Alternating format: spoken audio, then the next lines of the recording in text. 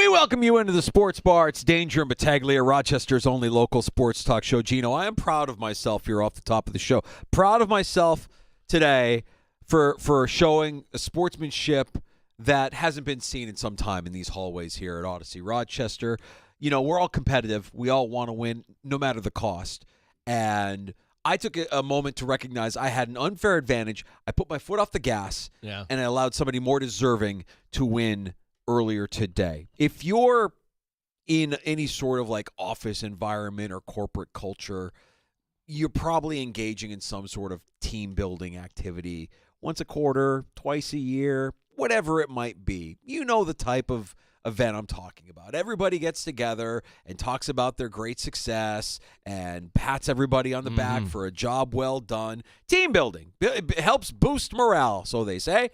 And we had one of ours earlier today, twice a year, and they're over Zoom. Okay, separate topic there. Yeah, it's been like 4 or 5 years that we've had to deal with Zoom. Can we remember to mute our lines? Can we, and I don't even know that, in most instances that you need to do Zoom. I mean, I get remote work. If you're somebody who's not in the home base, yeah, you can't make it in, be on a Zoom. But for the most part, like, everybody's back to the office now, right? We're not doing that whole work from home thing or that hybrid thing. I mean, I guess some companies do. We are one of them. I wish we didn't, but we do have a lot of people like Jess and Amanda. They're in Buffalo. So we have some people that are coming in from not Rochester. So it'd be kind of unfair to ask them to drive in just for totally that. Understood. Yeah.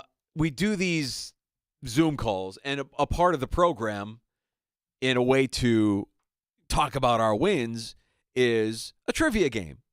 Kahoot. Now, if you have kids who are in grade school, you probably know about Kahoot. Makes learning fun. Yeah. Kahoot. So we do a Kahoot trivia game every time. And because I have responsibilities outside of the sports bar, I am responsible for a handful of these Kahoot trivia questions. The ones pertaining specifically to 98PXY, the station that I'm a brand manager for, outside of the sports bar. Right? And so the Kahoot game gets underway, and the questions are coming. I think there's like 20 questions total, something around there.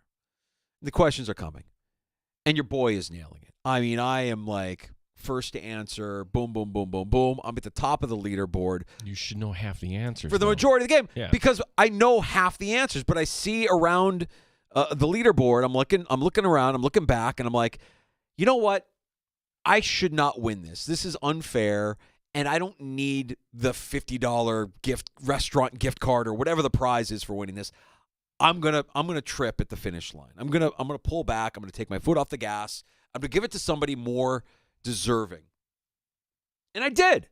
And I ended up finishing in third. No prize for third. Third prize is you're fired. And maybe that's what happens when this is all said and done. You know, the idea, again, you're a manager. That doesn't exactly build morale of the managers winning the questions that really he should know. Well, I look at the leaderboard when it's all said and done, and the one that's on top of the leaderboard is our market president.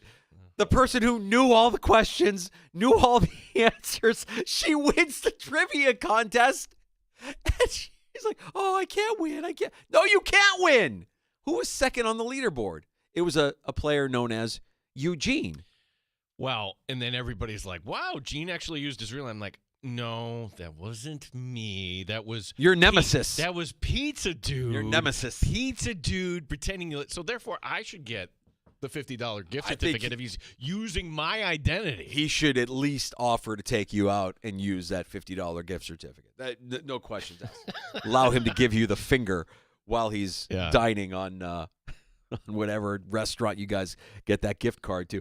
But I was thinking to myself, like, I kind of felt bad that I was even participating at the length that I was. And at the end, I'm like, nah, I got to pull back. I can't. There's no way. I can't do this. This is bad. It's got to be horrible if I would.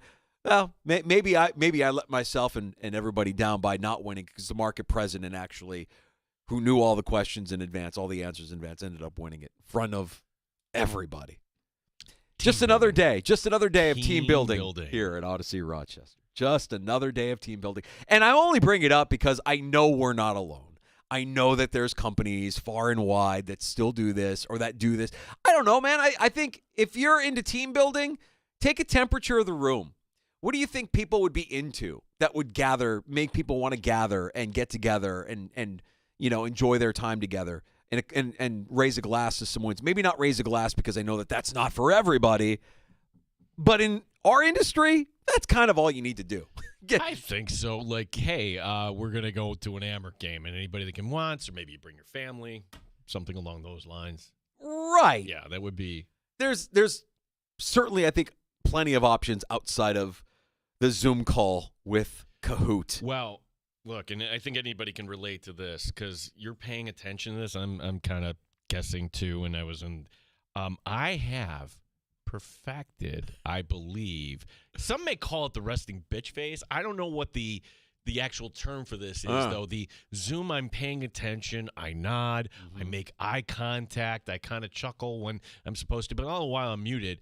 But meanwhile, the peripheral vision when it comes to that stuff is key because I am trying to line up a guest today. I am trying to do other things. I am like responding and working on my phone when I shouldn't be. And I know our GM isn't listening, so she can't be upset that I'm actually working while I'm supposed to be. Oh, be careful. There's probably some hero out there that would, I just wanted you to know. You should just know. I just thought you should know. The person who starts that sentence, I thought you should know, that's the worst person you know. That's the worst person in your life. I just thought you should know. Oh, thanks, hero. Yeah, thank you. You're such a hero. You're so magnanimous of you. They were talking about you. I just thought you should know. Well, somebody listening, I know this. Derek, Pizza Dude. Derek the Pizza Dude. Mm-hmm. Dinner date? I don't even know. What did he win? I don't even know. Probably a restaurant gift card. I don't know. There's no shortage of options there. There is a shortage of options. You're probably looking at a restaurant on Park Avenue or something else. I don't know. All right, good. Well, at least we got that squared away, Gino. You can get a nice meal out of Derek the Pizza Dude because he used your name. I can't be upset at him because, during camp, he does bring us pizza. He's the best. Yeah, he's the best. And we work with amazing people. Hey, also, if you want to meet the Pizza Dude, Three Heads. He's making an appearance this week. Now, the big-ass danger, and I don't know if this is ever going to happen, will Dan DeLorean come out to one of these events? No. I think you insulted him earlier. When he was here, you what? said... How? You said, oh, Dan DeLorean, kind of looking like Aaron Rodgers a little bit. I think that's an insult. What are you saying, that he needs to go into a darkness retreat? He's not going to be available Friday at Three Heads because he's at a darkness retreat, also known as our studio, babysitting for us while we're there at Three Heads. Dan DeLorean does this thing, and it's starting to get winter when he starts growing the beard and kind of jealous. Those are days gone by. If you're watching right now on Zoom, everything is like white and gray. Where here's Dan has the nice. Although that was wrong, it's incorrect because Dan is not graying like Aaron Rodgers. No, he isn't. He's still got youthful spirit as well. Rodgers is dead inside. You mentioned it, the YouTube channel at The Fan Rochester. Our video stream is up. We appreciate you listening locally at 95.7 FM, AM 950. We sound our best in the free-to-download Odyssey app or on your smart device. If you ask it to play 95.7 The Fan, we're right there. And you can also hit us up on X at The Fan Rochester. That's Elon's Twitter. At The Fan Rochester if you want to engage with us. 866-4326, our phone number, 585-866-4FAN. Interesting show this afternoon. PJ got called into duty, so our normal visit with PJ Glasser is going to have to wait a couple of weeks. Next Wednesday, we're off for the holiday, so we'll pick it up with PJ and get some winners in December. The host of the BetQL Network. I think you and I can kind of go back and forth on some of these games. Like, oh, wait a second, we get Ohio State, Indiana. Mm-hmm. That's one of the great things about college football. Like, nobody had that game circled at the beginning of the year. Now I'm actually excited to kind of tune in for that. Yeah, we'll go look at some college games. We'll look at some pro games. And PJ will join us here in a couple weeks, again, on his normal Wednesday slot. But I'm really excited to have our conversation with Janelle and Connor from We the Hobby, who are coming into the studio here in the 4 o'clock hour. So this is like the new thing in collectibles, right? And it kind of brings you back to when you were a kid, right? Just the excitement of, hey, I've got a Topps Fleer-Donruss, whatever it was when you were growing up. And did I get the player I would want? Oh, it's a double. I already have this guy. I already have this guy. And then here's something actually valuable. And in the streaming world, this has become a multi-million-dollar business. And one of the cool things is one of the actual ones leading this whole industry, one of these companies, is right here. It's right here in Rochester. Yeah, We the Hobby does a great job. Yeah. And I'm curious just about all of it. I'm going to learn. We're all going to learn more about breaking, more about what they do at We the Hobby. If you're a sports collectible fan, if you're a fan of sports collectibles, this will be worth your time. If you're somebody who collects cards or has always collected cards, this will be worth your time. I'll tell you, my eyes were opened. I'd never been to a collector's show. This was the one in Virginia, The one in Virginia that I went to earlier this year. It's a big show. There were a lot of athletes there, both past and present. And it really opened my eyes to the idea that every athlete, every professional athlete, has really their own economy attached to them, and their worth is determined by their greatness.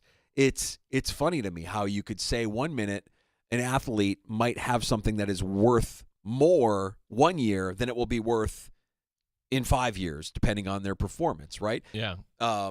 Maybe you were excited as a Giants fan to get that autographed mini helmet by Daniel Jones the year that they went to the postseason, thinking, hey, they got a quarterback. Well, now you got a fourth-string quarterback and an autographed mini helmet from Daniel Jones. Congratulations. Good luck unloading that if you so choose to.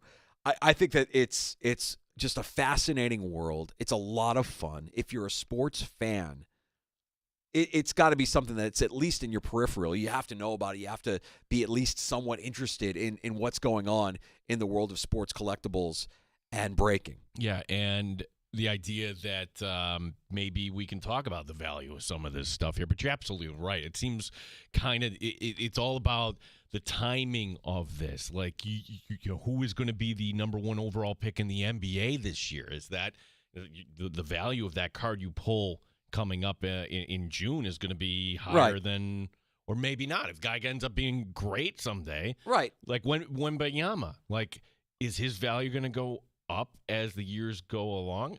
Maybe. Yeah, it's like trading on the market in a way. You're trying to, buy low, sell high.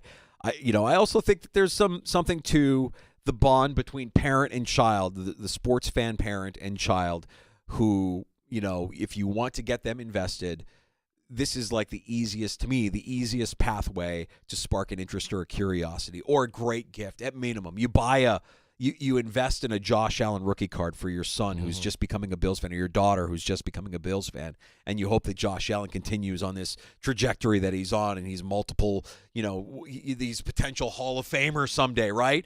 And then you have something of great value that's only going to increase in value, you would hope, over the course of time. And what a great gift to give somebody if you're a sports fan. So I've asked them to actually bring something in where we could break together. Okay. So hopefully that kind of happens. And again, this is just for our own kind of amusement here, right? We're not purchasing. We just want to see it.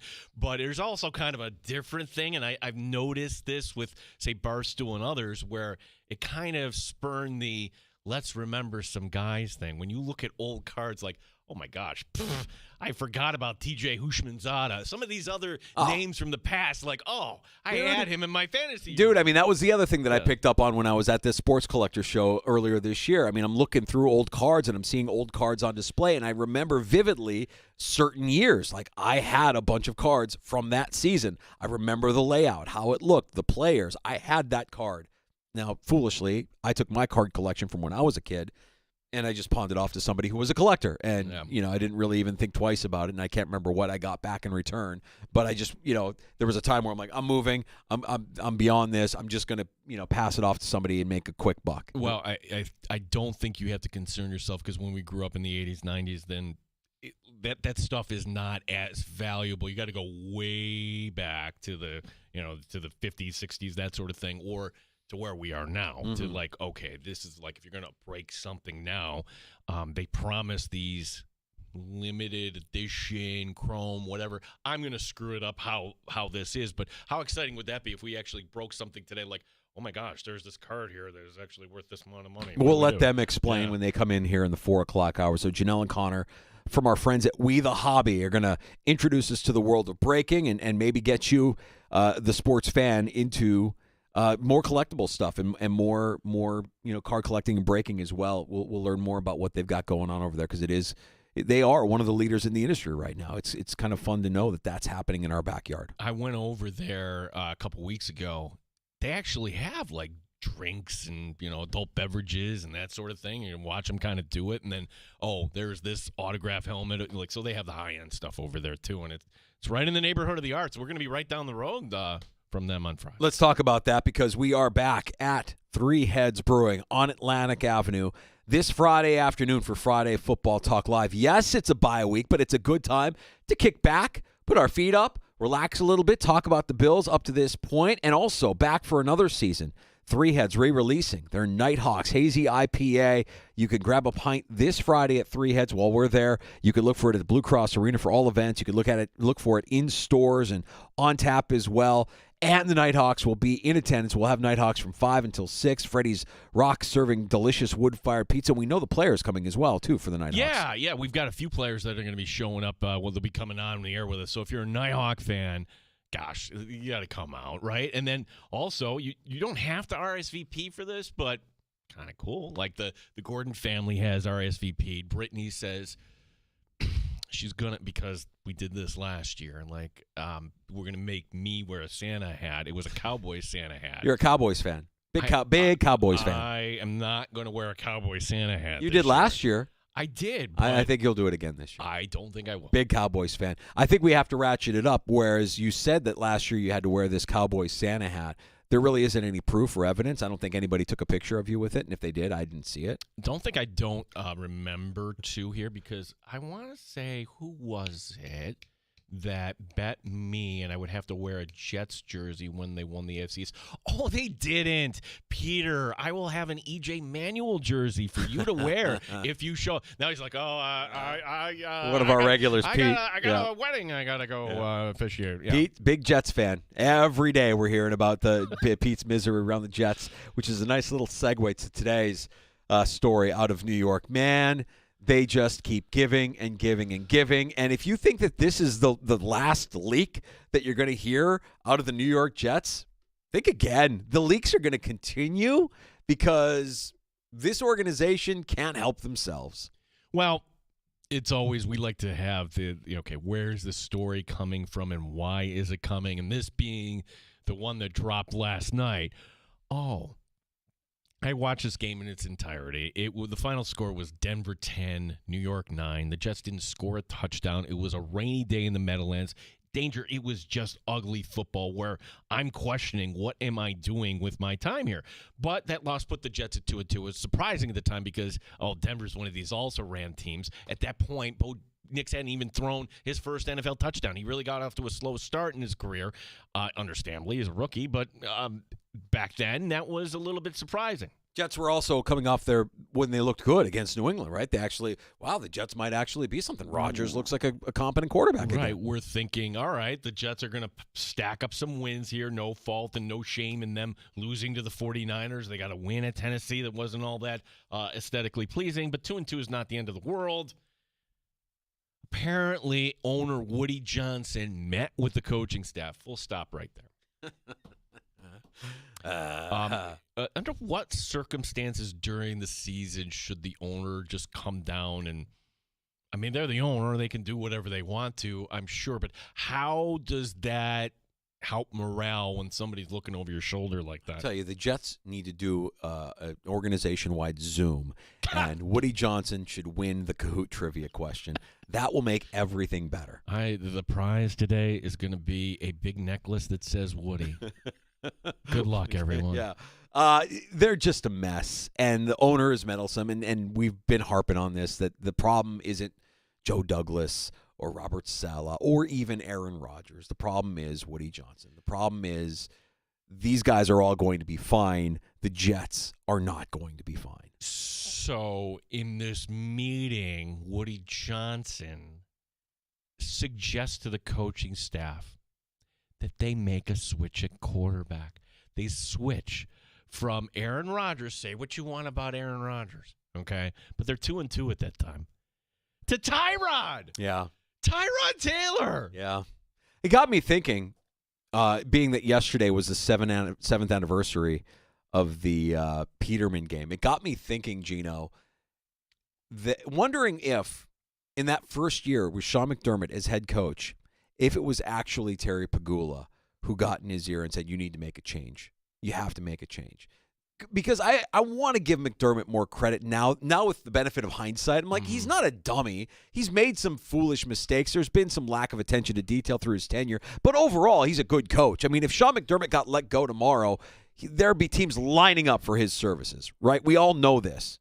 And now I wonder if it was Pagula that actually like meddled with the decision to bench Tyrod and start Nathan Peterman that fateful day 7 years ago. And then I also wonder with this, because that's what it reminds me of, it would be such a ridiculous move to think that starting Tyrod Taylor would give you a better chance to win than starting Aaron Rodgers. It only has to come from somebody who's detached from football the way Woody Johnson is. All right, just to kind of dive in just a little bit to that, was Terry Pagula meddlesome earlier on? The answer is, I don't know meddlesome, but he certainly was more involved, watching film at camp every day with Rex Ryan. I'm like, okay, he doesn't do that anymore. And I don't know if the code red for that quarterback change came, but here's what I can tell you. The next year, when you had Nathan Peterman starting against the Ravens, and that was terrible. What was the final there? 47-3. That was brutal. The easiest survivor pick in history. Picking against the Bills that week.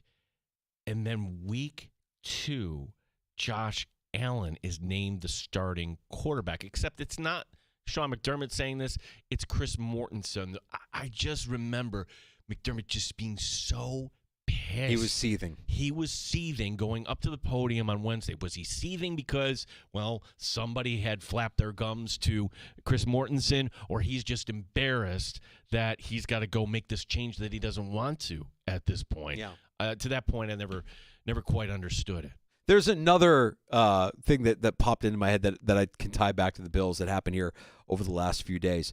The word privy came out of somebody's mouth in a press conference. I don't know if you saw this or not. No, where did that? Out of Jacksonville. Poor Doug Peterson. Doug Peterson right now is, I feel horrible for the guy because by all accounts, he seems like a pretty good dude and a good football coach. He won a Super Bowl for Philadelphia. It'll be the answer to the trivia question someday. Who was the only head coach? Oh, it was Andy Reid. No, it wasn't. The guy is getting grilled at a press conference, and somebody asked him, if he was aware of the comments made that this was the best roster ever assembled in Jacksonville or the best roster they've had in 25 years or whatever. He's like, did you say that? He's like, I didn't say that. Did it come from the owner? He's like, I'm not privy to those conversations. I'm like, when you hear the word privy, bad things are afoot. There's a lack of communication. I wasn't privy to that. And we heard it, of course, at the end of days for Doug Whaley and that whole regime, the Rex Ryan era, came to a screeching halt. And speaking of Rex Ryan, yes, somebody around Rex Ryan's camp must be feeding information out there because right away, that's a name that, should the Jets bring back Rex Ryan? Would that make sense? Yes. Do it. Every Bills fan is saying yes. Yes. I'm going to continue to plant my flag and say, if you're the Jets and you want real change, you want culture change, Chucky, bring back Gruden. Bring Rex in as your defensive coordinator and go ahead and hire, I don't know, Eric Bieniemy to be your offensive coordinator. That's a guy I think that would change culture. The Jets are crazy enough to do it. I don't know that they will. That's where I'm planting my flag as far as like what the Jets should do for their next head coach. But it's clear they're going to need a head coach. They're going to need a GM, obviously. The thing that will not change is ownership. No. Our phone number, 866-4FAN, 866-4326. Peter calling in. Oh, there he is. Hey, buddy. Hey, the Jets have 3 famous fans, Ray Romano, Larry David, and Kevin James. They could not even write a better script that's more hilarious than the one we're seeing playing out right now. This is just painful. Gene, I got to remind you, our bet was I would wear an E.J. Manuel jersey if the Jets didn't make it to the playoffs. There's a 3% chance. I can't make it Friday. This is for you, Pete. This is for you. I think that, because I will make it happen. So that's all I got to say. And, so here's the final thing that I'll wrap up. At the end of the day, I can't believe I'm saying this, but James Dolan has got to give a call to Woody Johnson and they need a president of football operations. Oh, my God. That's the bottom line. So, anyways. Thanks, Pete. I can't believe I'm saying that, but yeah. Appreciate you listening. There's Pete, our resident Jets fan. I think the Jets just get the curb your enthusiasm treatment moving forward. So, when the Jets don't make the playoffs, don't worry, Pete. We'll have that E.J. Manuel jersey ready for you. That's what if I bet the Jets making it doesn't? I gotta listen to the tape. Anyways, Pete, I'll take your award. You're a good man, Peter. Well, Pete mentioned it, and we'll mention it again. He won't be there on Friday. He won't be able to make it out, but Three Heads Brewing in Atlantic Avenue. Live show, Friday Football Talk Live, 3 until 6, with the Nighthawks Hazy IPA on tap and several Rochester Nighthawks and other special guests joining us. We invite you to come out and hang to kick off what is the last weekend before the holiday season, officially the last weekend before the holiday season. We can share a cold one and maybe a win or two. All right, we'll come back, and we'll look at some of these college and pro games here heading into the weekend. We'll do our best to replicate what PJ Glasser gives us on a weekly basis. I really like Ohio State. I don't know how it's all going to come together, but we'll kind of my gosh, we don't even have a Bills line to look at this week. No, we do not. But there are some interesting games about the college and pro ranks, and we'll get to them next here on The Fan Rochester.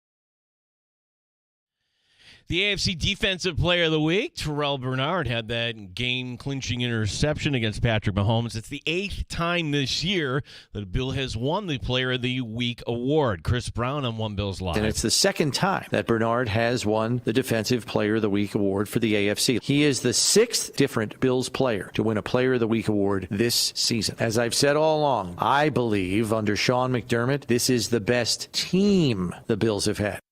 Devin Levi starting in goal tonight for the Rochester Americans. They're in Laval. Don Stevens is also in Quebec. He brings you the play-by-play here on the Fan Rochester beginning at 7 o'clock.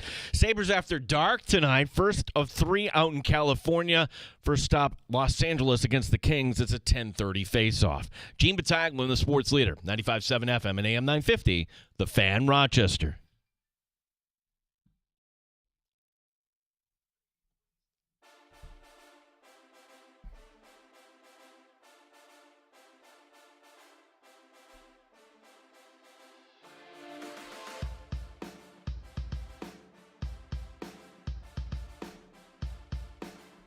Welcome back to the Sports Bar. Danger and Battaglia. Glad you're with us. Normally at this time every week, we talk to PJ Glasser, the host of Send It In on the BetQL network. PJ on assignment, so we'll catch up with him after the Thanksgiving holiday and get some more winners as the college and pro football season continues. But that doesn't mean we can't look at some of these lines, some of these matchups heading into Saturday. Gino, what do you think? It's a game we can't bet on here, but I'm just curious to get your thoughts. If you could, Syracuse is at home against UConn, laying 10.5. Is Fran Brown using soap this week? I would go with Syracuse on that one. I would think it's time that they Syracuse get to cover. Cover on that one. I would think so. Yeah. And yeah. What did he say? Winners get clean or something like that. Winners get soap. Winners get washed. Winners get washed. That's right. The game we're all going to be paying. Before we get to this game, when did this kind of change? Where like the marquee game, which I'm not complaining, is actually at noon. Like the Fox Saturday noon game. And I think, hey, if you're a college student, if you're just a normal fan, you love this stuff, right? But this week, that is the primo game. Number 2, Ohio State against number 5, Indiana. Now, Danger, both these teams are getting to the postseason. I think we can get, barring Indiana kind of falling apart here at the end, but the Hoosiers are getting 13.5. Feels like a lot of points. Feels like way too many, right? Feels like a lot of points. Feels very inviting. Wait, that's a trap, isn't it? Kind of feels inviting. Too inviting. Is Indiana for real? I mean, look, they've had a nice season up to this point, but at the shoe, in the early window, I don't know that I would. 13.5, man. Ohio State by 2 touchdowns. Can you see it? I could see it. I could see Ohio State winning this game by 2 touchdowns, yeah. I think it's interesting that Joey Galloway had the take that Indiana should just rest players, not even worry about this because they're going to get a golden ticket to the whoever wins this game, by the way, Indiana, Ohio State's going to be in the Big Ten championship. Correct. Do you really need to have the conference championship anymore? Now there's the discussion. You hear Lane Kiffin talking about the SEC championship being a liability if you're trying to get into the college football playoff. I think from the standpoint of just like how the Bills being the 1 seed, all right, we're going to get the bye, we're going to be a top 4 team, and then we'll get a better seeding. But then again, you're getting a bye anyways, aren't you? Like, if you're not going to be in the conference championship game, well, would you want your rest, in advance in the first round of the postseason, or do you want to just not even have to deal with that? I think in the end, you probably want the conference championship, but it means relatively, much less than it right. used to. Let's say this. How about while we have them, we enjoy them because I don't think we're going to have them for very much longer. I think the conference championships are going to go the way of the dodo because when it's all said and done, they realign everything. What are you going to have? 1, maybe 2 super conferences, and everything else kind of falls off to the side? Well, remember, why they did the conference championships, it was for TV, like all these networks. Oh, yeah, we would love to have an SEC championship game. The Big Ten didn't until recently have a championship game, right? So instead of doing that, Why not just make a Week 13 for every? These conferences are big enough. Make a Week 13 now. Mm-hmm. Everybody plays that week. You don't need a conference champion. Yeah, I would be fine with that, but because the conferences are, I can't even keep track of who's where anymore. I don't know who's in the SEC or the Big 12 or what these conferences, how they're aligned, doesn't make any sense to me when you got USC playing in the Big 10, et cetera, et cetera. These conferences eventually will just morph into 2 mega conferences, and that will be that. People say that, but how is the ACC going to go down? Like I like the Big 12 got picked apart because there was no television, right? So that they left themselves immune, and everybody was left to fend for themselves. And some made out better, others stood pat. And there are 2 teams that are just hanging on for dear life out west, in Washington State and Oregon State. But I don't see the ACC. Everybody says, hey, there's only going to be 2 mega conferences, unless somebody sits down with the ACC and say, hey, let's merge together officially.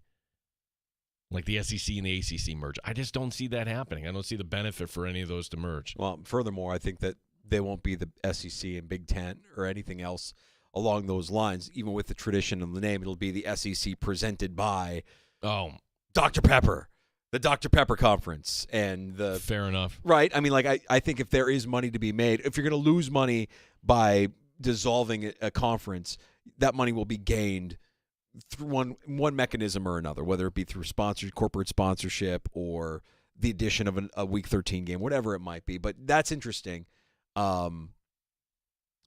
Anything is possible, right? Like, could you have imagined a day where we would have said the Pac-12 wasn't going to be a conference anymore? Like, follow the money. Follow the money. And when they took the 2 LA teams, like, oh, what's going to happen next? And you said something interesting. I can't remember if it was on air or off air. It all blurs together. But you said that there was naming rights for. It was on the air. It was during Shots, wasn't it? Where you said that there was naming rights for the ballpark in Houston went to a company in Japan. Right. That's correct. There's a lot of money out there, and it's not when you're talking about a product now in college football that is. It's not quite where the NFL is, but it's not far behind. There's a lot of money out there. There's a lot of, I think, interested parties that would want to invest their money to get their brand name out there more.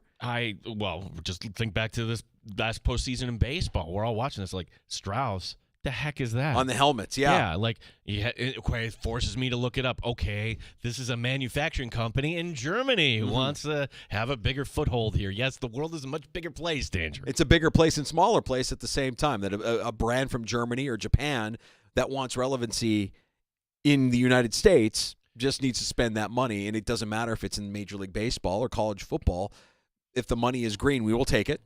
If there is money to be had, we will take it. That's why I to bring it a little closer to home, I'm knowing that those monies from outside exist there. I'm surprised that Highmark is actually the official stadium naming rights. Who knows if that changes at some point? Yeah, so. I think, again, when that goes up to bid, I'd be shocked if you didn't see a FanDuel or, that you don't see the casinos, the sports books getting more. You see it in New Orleans with Caesars, but it could very easily become that down the road, whether you like it or not. I don't know if this would have been a game we would talk about with PJ, but what is Georgia doing scheduling UMass here? And I look at this like, okay, the blind test, and I like this. Everybody, what do you think the point spread is? 50, 60? It's 42. Well, that looks inviting, right? The Bulldogs should wail on these guys, right? Mm-hmm. If I'm going to channel my PJ, you're not going anywhere near that game if you're betting. I know that my brother-in-law specifically, a big Penn State guy, nervous about Minnesota. Penn State at Minnesota. Penn State favored by 11.5, and that feels like one that might give Penn State some trouble. Although Penn State, for what it's worth, has done a good job this year of beating the teams they're supposed to beat with relative ease. And then the other one out west that kind of caught my eye, Gino. Tell me where you come down on BYU, Arizona State. Let me do my PJ here. Gene, I love teams in a bounce back, and if you're going to give me 3 points in BYU coming off the loss, the market is overreacting. I will take BYU and the points on the road at Arizona State. Was that good? That's pretty good. Yeah, it's not bad. Yeah. Those are some of the college games that we're paying attention to coming up here on Saturday, and then, of course, a slate on Sunday that does not include the Buffalo Bills on a bye, but still some compelling matchups. All getting underway, by the way, tomorrow with, this is what I'm paying attention to. Steelers-Browns in Cleveland, And we mentioned it yesterday. This feels like the kind of game with the Steelers, and if you're a Steeler fan, tell us if we're wrong on this, but it feels like the kind of game where the Steelers, coming off a big win against Baltimore, have a little bit of a letdown. This is one where they played down to the level of their competition, and all of a sudden the Browns look competent. You say that. When have they done that this year, though? This year, they haven't. They haven't. But historically, through Tomlin's era, yes, they have. Right. And they haven't done it this year, I think, in part because they haven't had any divisional games save for Baltimore last week. Yeah, they had a couple hiccups there, and that they lost to the Colts by 3. They lost to the Cowboys by 3. Right now, those look like terrible losses, but at the time, it's when you play those teams, not as bad. But the Steelers have kind of put it together since that point. The Steelers play close games. I mean, that Commander game could have very well easily been a loss. The Raven game probably should have been a loss. It just feels like that half point makes a difference here. When I'm looking at Cleveland getting 3.5 at home on a short week, if it were Watson, I'd be like, no, don't go anywhere near that. Jameis Winston, I think, will make enough plays here to force Pittsburgh to do some things. The over-under is only at 37. Yeah. So. Oh, yeah. When you watch how the Steelers played last week, winning by not scoring touchdowns somehow, the Browns plus 3.5 is enticing to me. I'm paying attention to that one. Let's see. Who else do we got here? Okay, so now we've got the Cowboys getting 10 points in Washington, in Maryland, against the Commanders. Are the Commanders mature enough to get this done? The answer, I say, is yes. Have you watched the Cowboys here? Like, the fake punt was really exquisite. The double fumble. Ugh. I have some thoughts on the Cowboys that I'm going to share here in a little bit. Yeah, we'll get to that but, in a little bit. Yeah, I just think in a divisional game, 10 points is a lot. Feels like a lot, Gino. It does feel like a lot. I know that it's Cooper Rush. I know that they haven't been able to string anything together here in some time. But the Commanders, fresh off that loss last Thursday to Philly, divisional game, I think the Cowboys play them a little bit tougher than what we've seen. So do you like the Cowboys to win outright, or just not the Commanders, not the Cowboys? No, I don't like the Commanders to cover. 10's too many points for me. I like Dallas plus the points. What about another one where I would think this would have been higher? KC. What did Brownie call it? He did like clown sound effects today with this, like, oh goody, we get this game here. Chiefs and Panthers, honk honk, woo woo. Yeah. The Panthers are getting 11 points at home against Kansas City. Can we imagine a world where the Chiefs? No, I can't imagine. There's going to be all Chief fans there in Charlotte. Yeah, I like Kansas City to win this one comfortably. And just where I was saying 10 points feels like a lot, 11 points feels like a lot, but when it's the Panthers and the Chiefs, yeah, I'll go ahead and trust Andy Reid on this one and a bounce back from their loss on Sunday to Buffalo. So we get to watch the next opponent for the Buffalo Bills. Everybody, that's going to be the game we get. Fox in the late window has the Niners and Packers. Ooh, good game. Okay, basically a pick 'em, though, is what they're saying. Packers giving 2.5. Something's off in San Francisco, and I don't know what. And that's why I'm curious just to sit down, watch this. Is it Purdy? Is it Shanahan? Is it the defense? To me, this feels important for Green Bay. Green Bay should have been upset last week. Green Bay got away with one danger. They really did. So can they kind of raise it up here this week? I think they will. I disagree. I think the Niners are going to go in prime time, or in that late afternoon window, I should say, and beat Green Bay. I think there is something off with the Niners. No question about it. I think there is something off, but I think that Green Bay hasn't been far from perfect. I mean, go back to their game before the Bears. They were getting waxed by the Lions at home. So just because they're a Lambeau doesn't necessarily mean that they're worthy of that point spread. I think the Niners figure it out. The Niners always seem to have the Packers number. I'll go ahead and take San Francisco plus 2.5 at Lambeau. Sunday Night Football is a decent one. So after the Bills play the Niners, they get the Rams. So we can look at the Rams here. And, of course, when we get to Rams week, Danger, we're going to be like, oh, my gosh, how are the Bills going to shut down Puka Nacua and also Cooper Kupp and everything else that they have? It's Philadelphia actually giving the points here. Philadelphia favored by 2.5 on Sunday Night Football against the Rams. You know what?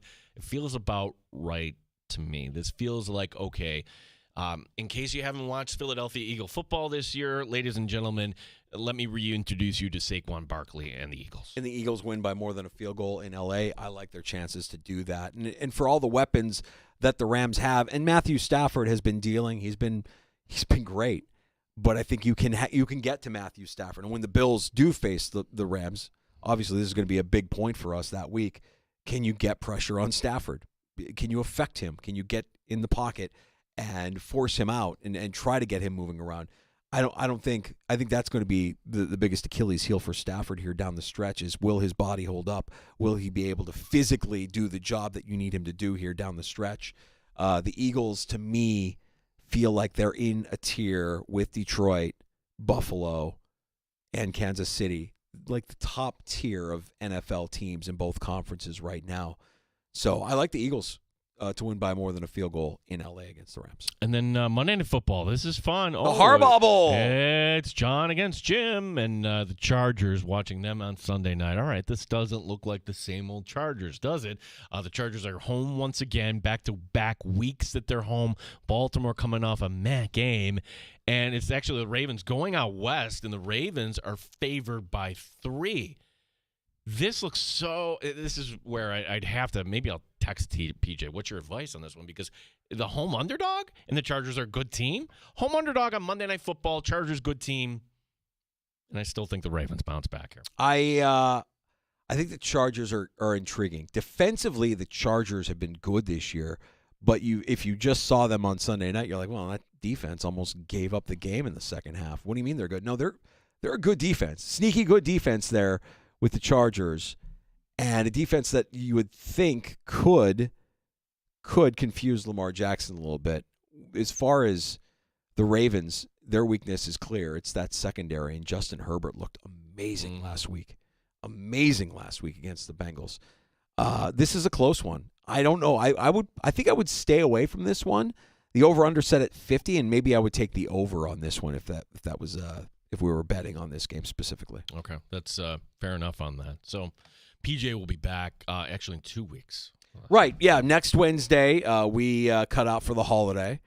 And we should also mention that before we get to the holiday week next week, we kick back and enjoy a Friday Football Talk Live bye-week edition from Three Heads Brewing on Atlantic Avenue. Coming up this Friday afternoon, starting at 3 o'clock, we'll be enjoying the Nighthawk Hazy IPA at Three Heads, where you can grab a pint this Friday with us, or look for it at the Blue Cross Arena for all events. Look for it in stores and on tap as well. Nighthawk players in attendance, and we'll have some delicious wood-fired pizza from Freddy's ROC, serving up the wood-fired pizza there in the truck outside in the lot. So we're looking forward to that. That's another Friday Football Talk Live coming up this Friday in the Neighborhood of the Arts on Atlantic Avenue. That's Three Heads Brewing. We can share a cold one and maybe a win or two. You don't have to RSVP, but if you do, we love that. That's Greg writing in. Did I hear Three Heads this Friday? Greg, you heard correctly. Come on, Greg. Yeah. Yep.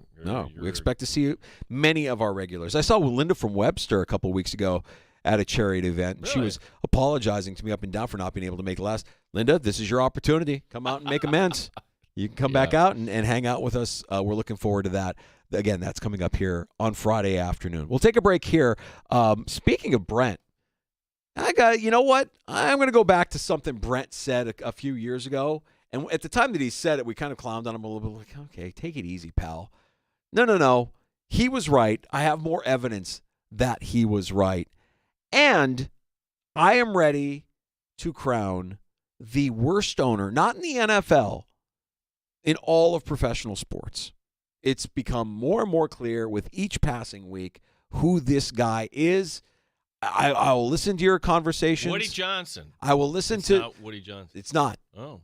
And Pete brought up Dolan. It's not Dolan. This guy's worse. And with Dan Snyder out of the ranks of the NFL, I think this guy is clearly 100% the worst owner in all of pro sports. And I would listen to any argument. Good luck coming up with a better one. We'll get to that, Gino. And I know that you've got some thoughts on what might be happening here with the NFL draft coming up. Yeah, this is why this draft isn't something we haven't seen here. Put your thinking caps here with the T's here. 20 years ago. All right. We haven't seen something like this in 20 years coming up. Also joining us in the 4 o'clock hour, our friends from We the Hobby. We'll do some breaking here in the 4 o'clock hour. Stay in the sports bar. Danger and Battaglia, the Fan Rochester.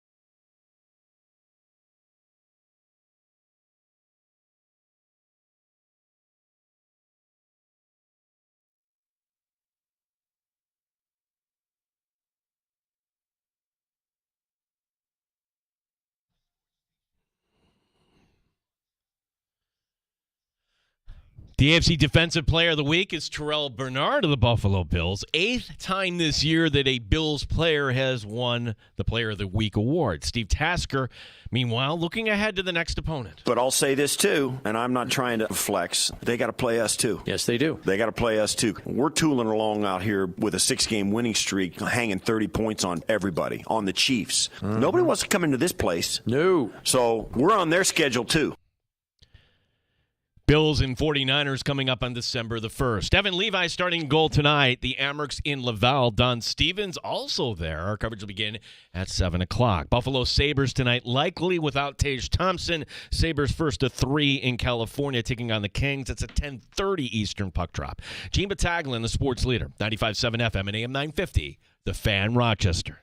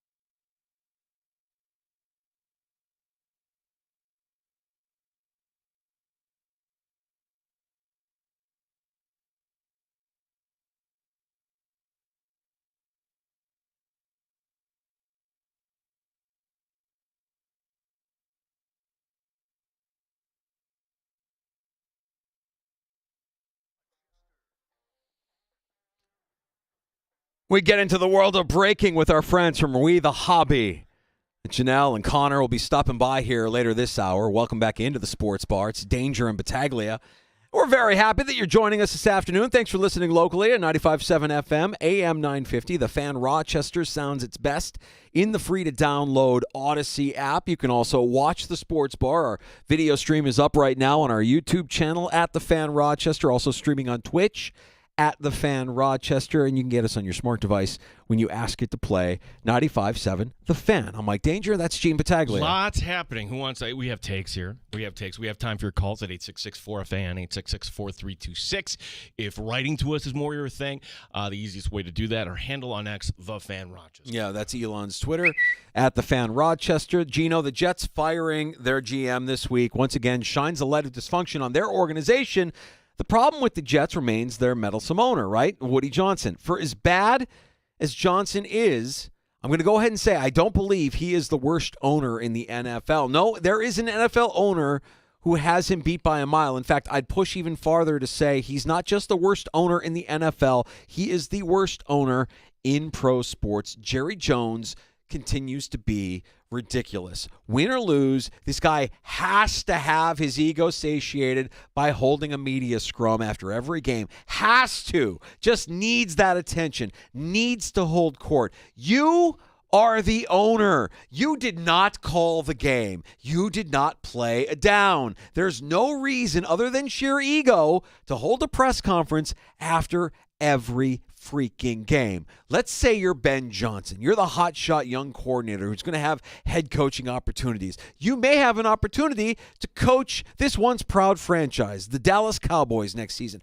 I'm turning it down if I'm Ben Johnson. Watch a Jerry Jones post-game press conference and ask, do I really want to work for this guy? No other owner that I'm aware of in pro sports does this. No other owner needs to be the center of attention the way Jerry does. Your team was humiliated on Monday night, and you still need a scrum around you? This isn't about accountability. This is about ego. It's always been about ego. And Jerry, while making a lot of money for the Dallas Cowboys, is the reason why the Cowboys remain dysfunctional. Find me a worse pro sports owner, because I will wait. Oh, we already got one. Ron writing in wants to take you on this. The worst pro sports owner, and I kind of agree with him on this, David Tepper in Carolina. He ruined Frank Reich's career, and now he's paying through the nose for it. I guess from the standpoint of what you said is all true about Jerry, David Tepper's just a bad guy. He's a bad guy. He's a bad guy. I put him on the same tier as Woody Johnson. He's a meddlesome guy. and he's a bad guy, and he's ruining careers at the expense of impulsive moves. But all of that said, Jerry Jones is doing that, and he's boasting about it with the scrum around him all the time. No, Jerry Jones is the modern-day Al Davis. Like, Al Davis won championships, and then he boasted about it for decades after. Like, hey, you haven't been relevant here. And Al Davis would hold press conferences. And if you're going to say that David Tepper's a bad guy, I mean, I know that not a lot of this gets brought up to the surface, but Jerry Jones as a human is a pretty despicable figure. Okay, fair enough, because Jerry, what, you were driving yourself in that? No, there's plenty out there on Jerry Jones that doesn't get brought up a lot. Well, because if you were covering the NFL and you want to continue to cover the NFL. That's correct. That is correct. But let's just call it for what it is. He's a despicable human being. Jerry Jones, do you agree with me? Like, this is only going to get worse, right? Yeah. Like, you should exit stage right, yeah. own the team, let somebody make football decisions. Tepper, I would put my vote in because I just think you can't be throwing drinks on fans. Tepper to me is Woody Johnson. They're on the same level. They're like this tier of really bad owners, but they're not bad owners with the ego that needs to be satiated with the scrum and the track, that just the real spotty track record is just a human being. Jerry Jones is bad. Daniel Snyder, just sickening. He's gone. Sickening, though, to think that he got paid billions. He's on his super yacht somewhere. Yeah. Not even maritime law. He can do whatever he wants out there. Not even a care in the world. Doing all the whatever he wants to do here. Okay, kind of along those same lines, Danger here, because Dallas, if you're like, oh, please stop talking about the Cowboys. No. We are only at the beginning here, right? We're only at the beginning. The NFL has always been great. The NFL draft has always been great. This is fascinating, though. How does Deion Sanders, the father, dictate to the NFL decision makers about where his son goes? Okay? And you think, oh, there's no way Deion Sanders is going to manipulate the draft. It's not without precedent. Go back 20 years. Archie Manning, lovable Archie Manning, has two sons here. He didn't want his son playing in San Diego, right? Didn't trust the owner, didn't trust the setup there. He dictated that he wanted Eli to go to the Giants. Yep. And that happened. And Archie proved right. Right? Eli, 2 championships in the Hall of Fame. Will Sanders engineer this so that he coaches in Dallas and Dak gets traded? I mean, that's what would have to happen, right? Dak getting traded and everything that would go in, that's harder for me to imagine, right? But it's certainly possible. But I could easily see Danger, Coach Prime saying, no. Shooter, you are not, Tennessee, you are not drafting my son. He'll never play for you. The question is, Sanders, would he actually stay behind closed doors when this is all kind of going on? Well, I think that in a world where LeBron James can get his son drafted by his team, anything is possible. And I know it's not apples to apples when you look at the NBA draft and the NFL draft. You mentioned the Cowboys there. I mean, like that might be where crazy just attracts crazy. And you want a circus? If Jerry Jones wants a circus, go ahead and invite that circus in. And you might actually get a guy in Deion Sanders. It's funny. I mean, when you look back at history with Jerry Jones, Bill Parcells was really like the last guy to kind of take some of that shine away from Jerry, take some of that, that need, that desire to be in front of a camera at all times. If Bill Parcells is not the head coach, Tony Romo doesn't have a career today. Tony Romo's selling cars somewhere.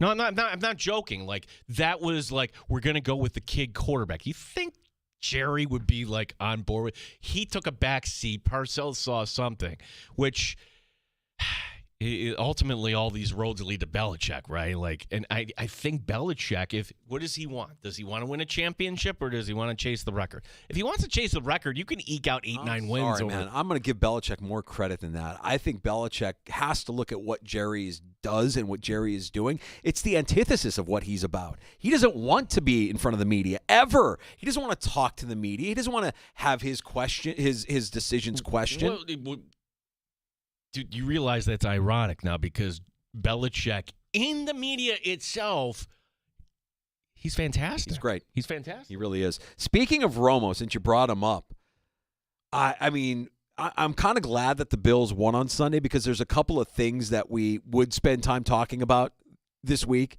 that we haven't if they had lost. One was Romo turning into a Collinsworth-level tier of bias. Did the 13-second game permanently damage Romo's ability to believe that every game he calls won't end in some sort of wild comeback orchestrated by Patrick Mahomes? Josh Allen could kneel down in that game with 1 second left, and Romo would be like, I don't know, Jim. You never can count Mahomes out. That sounds a lot like Guy Fieri.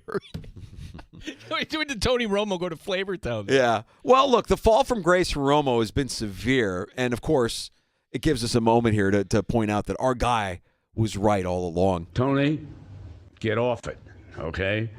First of all, you're intruding on your play-by-play man, Jim Nantz, who's just trying to give us a... We like to watch the game, okay? And you're not going to be... Here's a memo to all of you people who, oh, this is great. It's not going to happen. And the more years you spend away from the league, you're going to know less and less about the personnel that's out on the field. So I'm blowing a stop the hype, okay, right now. God, so good. He was so angry when that came up. I was like, God, Brett, just relax, man. Enjoy it. It's Romo. He's fun. This is cool. He's calling plays before they actually happen. I think in the NFL, it matters when you play teams. And in terms of takes from Brett Musburger, it matters when you get his take. That was after a bad day at the track. You understand? Oh, my gosh, I got to take it out on somebody here. The other element of Sunday's game that we haven't had to spend any time talking about because of the outcome of the game was the horrible 3rd and 13 catch that wasn't, as the Chiefs were trying to mount a comeback in the fourth quarter. You remember this, right? It was clearly not a catch. The Bills can't challenge. It's inside of 2 minutes. I don't know, Gino. You saw it. I saw it. I guess Replay Assist was taking a leak because they didn't even bother to challenge it. It was clearly not a catch, and they were going to go ahead and give it to him. Like, guys, what are we doing here? I'm going to take your word for it because I was at the game, so I'm not familiar with the anybody replay that there, watched the game, you have to remember this play. It was within 2 minutes. They're trying to look. They're down 2 scores, so maybe in the grand scheme of things, it doesn't matter. But it shouldn't matter anyways. Get it right. Get the call on the field right. They gave it to him when it wasn't a catch. They didn't do replay assist. The Bills can't challenge it. They didn't get a call from above. What the hell are we doing? Well, it's that. If there's one thing from above or one thing like you have all these eyes, why is it? Almost every game now, it's a little bit of an exaggeration, you don't see face mask calls. I mean, if you're a Viking fan, you're like, what the heck was that? And then it happened again in this game. There's Ty Johnson going right through there. So maybe that's something that from above, if they see it at some point, if they're really concerned about player safety, yanking on somebody's face mask, that shouldn't require the official to see it. If somebody sees it from above, bam, 15 All right, yards. so let's travel down this slippery slope a little bit more. If you're able to review face mask, are you able to review horse collar? Of course, anything in player safety, I would say, would be the line. Hip drop. Of course. Hip drop is the one. Hip drop, and we said this at the time. Define a hip drop. Nobody knows it when they see it until they see it a second or third time. Correct. And it's too late because the guy's being wheeled off and missing weeks or parts of a season, and nothing gets called. Has it been called once this year? I haven't seen it. Joe Mixon missed time.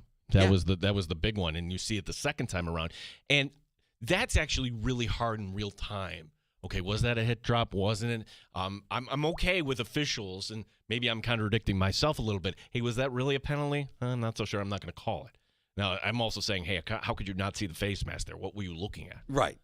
Get it right. I mean, what are we doing here, guys? You use replay assist, and for the most part, it's great. Oh, this is a first down, replay assist, or this was spotted wrong, replay assist, or this was a fumble, that wasn't called. They usually get it right. I, for the life of me, don't know why they weren't trying to figure out why that was a catch with everything to play for Kansas City at the end of that game, other than it just feeding into the narrative that the refs are on the Kansas City payroll, which I don't believe that. Kansas City fans who are complaining about officiating in the Bills game is laughable. And everybody wants to believe that the NFL is scripted and it favors Kansas City and that they're going to get calls that other teams don't get. This was an instance like, okay, you're just feeding into that narrative by letting that play go and not not calling it an incomplete pass. It's funny. Like, I think for football fans like you and I, and if you're listening right now, probably you like announcers that tell you something you don't know. Why do not people put Fox's Greg Olsen more on a higher level? Like, Greg Olsen would have been the number one guy again had not Tom Brady been coming back in off of his high horse there back and taking that job. But to me, Olsen is the best in the business right now. He's describing things. He's telling things that best in the NFL. I think you and I agree Smoltz is the best overall. Smoltz is so good. Yeah, I think Romo's days, the love affair is clearly over. And our guy was right all along. And he's right up there with Collinsworth now. I didn't think anybody could reach the Collinsworth tier of just falling over themselves to blow V8 over Patrick Mahomes. But there he is. He is right there with them. Almost as if 13 seconds ruined him and his ability to call the game fair because of what he saw that afternoon. Interesting topic on the way next here in the Sports Bar from our friends at We The Hobby. Now, you've maybe heard of We The Hobby. Breaking. What is it? Let's learn more about it. We The Hobby is right here in our community. Great location there in the neighborhood of the Arts.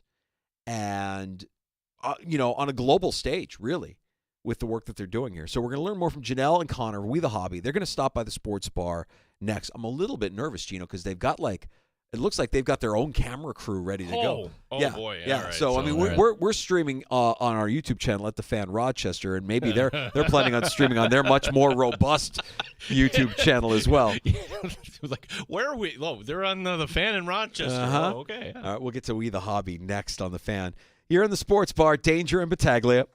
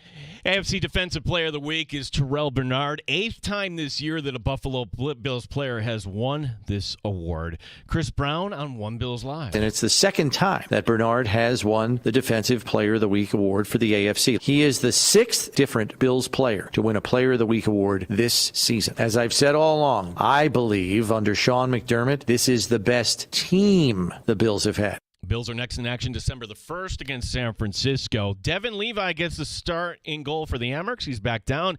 Amerks in Laval tonight. So too is Don Stevens. He'll have your call beginning at 7 o'clock here on the Fan Rochester. Late night for the Sabres. They're in Los Angeles tonight. Tage Thompson not expected to be in the lineup. 10:30 for the coverage here on the Fan. Gene Battaglia, the sports leader. 95.7 FM and AM 950. The Fan Rochester.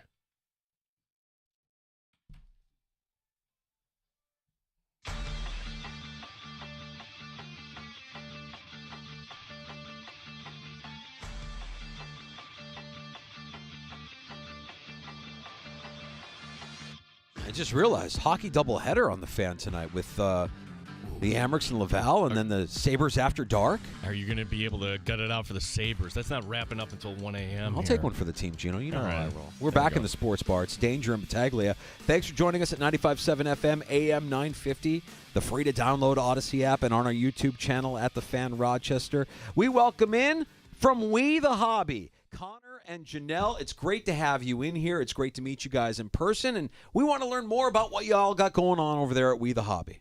Well, thank you for having us so much. We're excited to be here. You know, obviously you guys are forced to be reckoned with out here in Rochester, so yeah, we're excited. So Connor, we'll start with you here. Breaking. How would you define this? We've seen it. Like, is it as simple as you're opening a pack of cards? Tell us, like, how this got started. Yeah, so we, as a company in general, right? We had started as, you know, wholesaling wax and all that kind of stuff, and the whole point of breaking is to take a product. And let's say a collector is a Bills fan, for example, as many people out here are big Bills fans. Instead of buying, you know, the whole box and really risking it, right? Because they're expensive nowadays. Yeah. You buy a specific team, and you get all the players out of that box. So it is a little risky. You're not guaranteed it all the time, but, you know, if you're looking for just Josh Allen or just Greg Rousseau or, you know, Keon Coleman right now is a hot commodity for the Bills, Rookie you can card. just buy that specific team going forward. Okay. And how do you get involved in that? This is all done through a broadcast that you guys do? Yeah, so we're live on 2 different platforms called Fanatics Live and Whatnot through We the Hobby. So make sure you guys check us out over there. And yeah, you can either on Fanatics Live exclusively, you are buying a specific team at a set price, to where on Whatnot normally, especially for my breaks, the late night crew Thursday through Sunday, 7 p.m. to 4 a.m. Yeah. That's a long show. Well, you know, we have the West Coast. It's primarily, you know, for people getting out of work. They want to come hang out. And the thing with us is we're not focusing just on the breaking. Yes, cards are very important to us in this hobby, but we're also an entertainment business. It's myself and a side host, just like Janelle. She also has a side host. And you know, we talk sports, we talk spreads, we talk anything sports, and just build really good connections with, you know, not just as customers but as friends within the hobby. You know, we try to produce to our consumers as, you know, you're almost like you're opening cards with your friend sitting next to you on the couch. That's the type of performance that we like to enjoy, and it makes it fun for us. You know, I'm a huge sports guy. I'm a huge Chargers fan. I know we're in Bills territory. Oh, wait a second. We'll talk about that a little bit. But yeah. Janelle, tell us about the actual location of We the Hobby, because you got a cool site, cool spot where, you know, this is, I'm guessing, where all your shows originate from, but it's also a spot that if you're in Rochester, you can come check out, and you got a lot to offer there as well. Yes, we got a brand new building. It's at 23 Arlington Street, so check it out. But we do parties, watch parties. We have popcorn. We have drinks. We also have like Pokemon nights, trivia nights. It's a lot of fun. The space is absolutely beautiful. Yeah, Neighborhood of the Arts, yeah. Yeah, right there in the neighborhood of the Arts. So that's awesome, too. And I got to get back to you being a Chargers fan. Were you sweating a little bit on Sunday night? Because it looked for a second like the Chargers were going to charge that one away. Listen, I'm about to be 27 years old. That was exactly how I thought it was going to be, except for the win at the end of the game, because we're not used to that. Everybody loves to bring up the Jags in 2021, and I hear it left and right all over my live stream. We were actually live that night, and I remember our viewership kind of tagging around, 200 to 300 people, which is fairly normal for us. Sure. As soon as that halftime ended and the Jags started to put up points, 600, 700, 800 people in my chat just clowning me. And I'll tell you what, it was an experience. Obviously, it was brutal, but I wouldn't have changed it for anything. And you have to own it too, right? I have that's to. your team, and you have to own it. Now, we're talking a little bit about breaks here with our friends from We the Hobby, Janelle and Connor joining us here in the sports bar. But it's more than just that at We the Hobby, too. You've got other collectibles. You guys are going to shows. If you're a sports fan, if you're into collectibles, you guys are all about that as well, correct? I'll sure. Yeah. We have memorabilia, some crazy stuff that's in our showroom. Really any player that you can think of. Trading cards, Pokemon. Like she said, we put on parties. We do everything across the platform. So, yeah. Here's my read on this. Okay, my read is, hey, it's the pandemic. We're all holed up here, and hey, I grew up. I have all this time. Let me go back and look. And if you're somebody my age, now I'm sharing this experience with my kid and how fun this is. Janelle, I think we're like in the golden age of collecting right now. The fact that, hey, this isn't, this is something really for everybody. You don't have to be embarrassed by this. It's really cool when you're breaking stuff. Absolutely. So I really got into it during the pandemic too. And my best friend, her nephews, we would trade cards, and we'd even do like handshakes. So it's really for any age. It's so much fun. And it is even more fun because it doesn't have to be just your PC, but like the rookies that you're chasing too. I mean, we have so many good rookies this year. Yeah, that's where, what is the biggest, in terms of value, card you've ever pulled for somebody on the air? Ooh, I got a Color Blast Joe Burrow that I pulled. It was my very first show and on one chair, and it was graded. They got it graded. It was PSA 10. Wow, so, nice. Yeah. I'm just curious, what would that go for? Was it rookie? Yeah. Prism? It was Obsidian. Look at this Rolodex. You got it off the top of your head. I would say probably 5,000 to 6,000. Oh, amazing. Yeah. Jeez. But you've hit bigger cards. Yeah, sure. I think so your value really comes down to your draft class, right? Your rookie cards are going to be normally your most valuable across the board. I mean, I'm sure you guys have heard of the 52 PSA 10 Mantle that sold for over 10 million, so on and so forth. That was his rookie card, right? So in 2021, your biggest chase was probably Trevor Lawrence at the time. And in 22, we were ripping one of the most expensive product called National Treasures. And we had pulled the 1-of-1, his true rookie patch autograph, also known as an RPA. 1-of-1 with the Jaguar logo in it. And the owner, he didn't sell it. He still has it. But I know that there's been, six-figure offers on that card. It's funny. You mentioning Trevor Lawrence, and it brings me back. I'm kind of still novice with all of this and almost like a casual observer. Sure. I have a buddy who is big into collectibles and memorabilia, and his man cave looks like Canton. And he didn't drag me. I went willingly. But we went to the show in Chantilly, Virginia. Right. I'm sure you guys that's are a great familiar. show. It's a great show. And I'm just overwhelmed by the amount of athletes, both present and current and past, that are there. And it really opened my eyes to kind of what you're describing. The idea that every single athlete, once you become a professional athlete, you have an economy attached to your name. And to see Trevor Lawrence, since you brought him up, in the back area there, signing hundreds of mini Jaguar helmets, cool. All I could think to myself is, it's part of his economy. And if he continues to play the way he was playing last year, these are going to be worth some. Now, it's been a rough year for Trevor Lawrence. I'm not going to say that he's not going to have a great career. Who can say? But it does kind of go up and down based on their performance, or based on where they go, or based on where they end up. Does it not? Does that not help increase or decrease the value of any professional? I think you hit it right on the money. As somebody who invests too, I always look at it as, like you just said, when a player comes out of the draft, they're publicly traded stock in sport cards. So you can, and that's the best part about it is, you could invest your money in stocks. That's why people take this so seriously, and this is why we're so serious about it. But it's not, first off, it's not a tangible good, right? Here, we all love sports. We all love our players, and we believe in our players. So, and there are different levels, just like your penny stocks would be, some of your defensive players that have huge upside. A prime example of a penny stock that, an Apple in 1970 that was a half a penny a stock and now is worth whatever is Brock Purdy. Brock Purdy, there wasn't a lot of his cards out there, and some of his rookie autos were selling for $1. Now they're selling for over 1,000 to 10,000. Crazy numbers.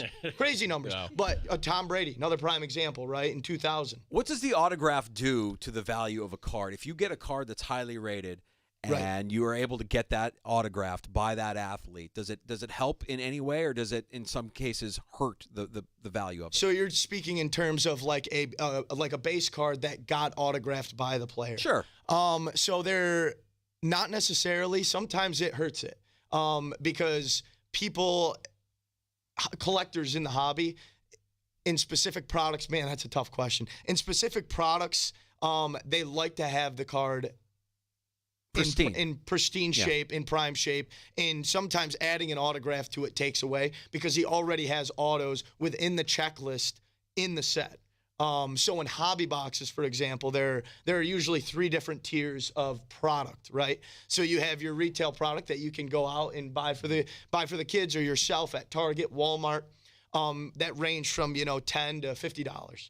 Then you have your hybrid boxes that maybe have a couple of different color variations and have specific numbering on the back and maybe one autograph per box that range, let's say, between 200 and 500. And then you have your hobby boxes, which are hobby exclusive, a lot more color in the product. You have bigger chases, and there's usually 2 to 3 autographs that range from 500 all the way up to 10,000 a box. So, it ranges, if that makes sense. Now, I can't disclose what team it is, but I happen to know one of your breakers. Okay. I mean, the idea that it's not just, average guys like, Danger and I or whoever, but you actually have professional athletes kind of doing this too, and how it's kind of a team bonding. I mean, this was a Blake Martinez thing, wasn't it? Didn't Blake Martinez do this for a while? Yes, he did. Yeah, that's correct. But I'm talking like in the clubhouse itself. This has become like a team activity. Do you have? I mean, I can't ask you who their clients are, but do you have clients like this? I do. And it's so cool to see. I come from the middle of nowhere, upstate New York. That's why I'm a Chargers fan. 5 hours away is the closest sports team from where I'm from. So being able to become so close to some of the athletes it's otherworldly, and it makes me realize how much they're just normal people just like us. They love collecting cards. They just love having fun, and it's cool. It's cool to have that type of connection. Well, I look back to when I was a kid, and I think to myself, my dad kind of got me into collecting baseball and football cards, and as I grew up, I was like, well, whatever, I'll just sell it to whoever for nothing. And going to that show and seeing the work that you guys are doing consistently, and seeing the engagement and the amount of people that have an interest in collecting, and have an interest in the hobby. I mean, what a better way to, if you're a sports fan and your kid is a sports fan, to get them involved by making that investment or getting them something special that will likely increase in value. And if it doesn't, it's fine, because it still has some sentimental value to it, even if there's not a dollar attached to it. So I just think it's a fun hobby, no matter what your age. Young, old, it doesn't matter. If you're a fan of sports, it's something you should look into. And that's really why we started this company, right? Is obviously to grow as a company, but to expand the hobby, because we love it and we believe in it, whether it be monetarily you're getting in, whether it is to have fun, whether it's both. I mean, that's the best part about it. It's just like any type of sports. Yeah. Well, so if you're going to come to We the Hobby on Arlington Street, you guys, if I want to watch you guys break, can I actually, I want to see, maybe I'm going to, see, I'm going to take whatever bills are in this break. Can you do that right on site too? Yeah, you can. And we've actually had little kids come into the studio, and we've let them rip a saber, which is a PSA graded card. Okay. It's covered, so they don't know what it is, but Oh. we've had them open it, and it's just such a cool experience for everyone. And like you said, all ages too, young kids. There's a local dad and son that come into the shop, and they'll come into the break room too and hang out with us in the studio. I'm gonna put you on the spot. Yeah. Man, I know that primarily you're not in the business of rating or grading or putting a price of evaluation on a piece of memorabilia, but there is in our near proximity something that is very near and dear to our heart. It probably holds more value to us than it would to most people. But when I was at that show in Chantilly, I spent the majority of my time looking for anything related to Chuck Muncie, who's become kind of a legend. You're a Chargers fan, so you know the lore of Chuck Muncie. Of course. I went from booth to booth, vendor to vendor. You know, I remember asking one guy, I don't think I ever felt like a bigger schmuck than when I walked up to a guy and said, "Hey, man, I'm looking for a Chuck Muncie card." He's like, "Oh, yeah, I got one in my back pocket. No problem, pal." I went to a vendor who had nothing but like books and binders full of these photographs. And it said, "Chuck Muncie by any chance?" Like, "I got a Chuck Muncie." And he shows me this photo. And I look at this photo and I'm like, well, I'm bringing that back to Gene because it has sentimental value to us here in the sports bar. That's what it comes down to ultimately, because my friends and I had this joke about Chuck Muncie because he talked about this in Sports Illustrated.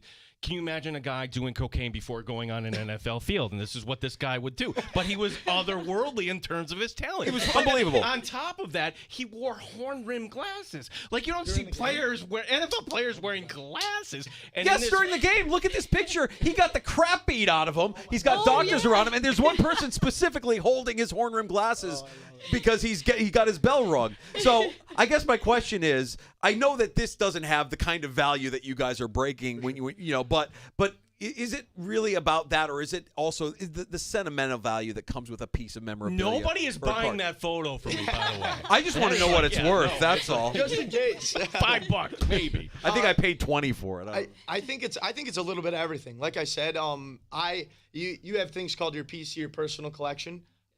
I PC a lot of Antonio Gates, Joey Bosa, and then my dad is a huge Yankees fan, Don Mattingly. I got him hooked into that. But then you also have your investments. My investment right now is obviously somebody like Josh Allen, Russell Wilson. I've been buying a lot of. So it's really all over the place. All over the place. You know, Connor, if you're a Charger fan, go back and watch Chuck Muncie highlights. Somebody did a montage. I will for sure. I want to see it now. Yeah, me too.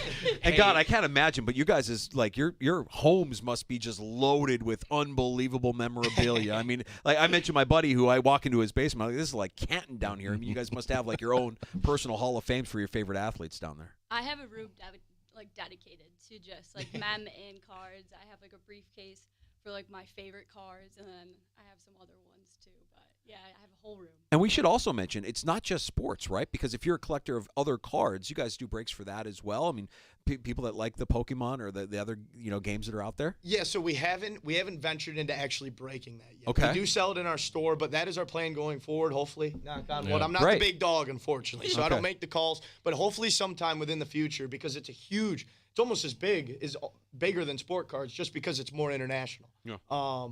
And we stream all over the world. That's the best part too. The reason why I go so late is because we have our West Coast, right? They're getting out of work at 5, 6 o'clock. They eat dinner with their family and they want to hang out with us at 10 o'clock. Well, that's 1 o'clock on the East Coast. Right, So that's why we go so late. And we basically break 7 days a week, around 20 hours a week. So wow, that's something. All right, so we're gonna do this.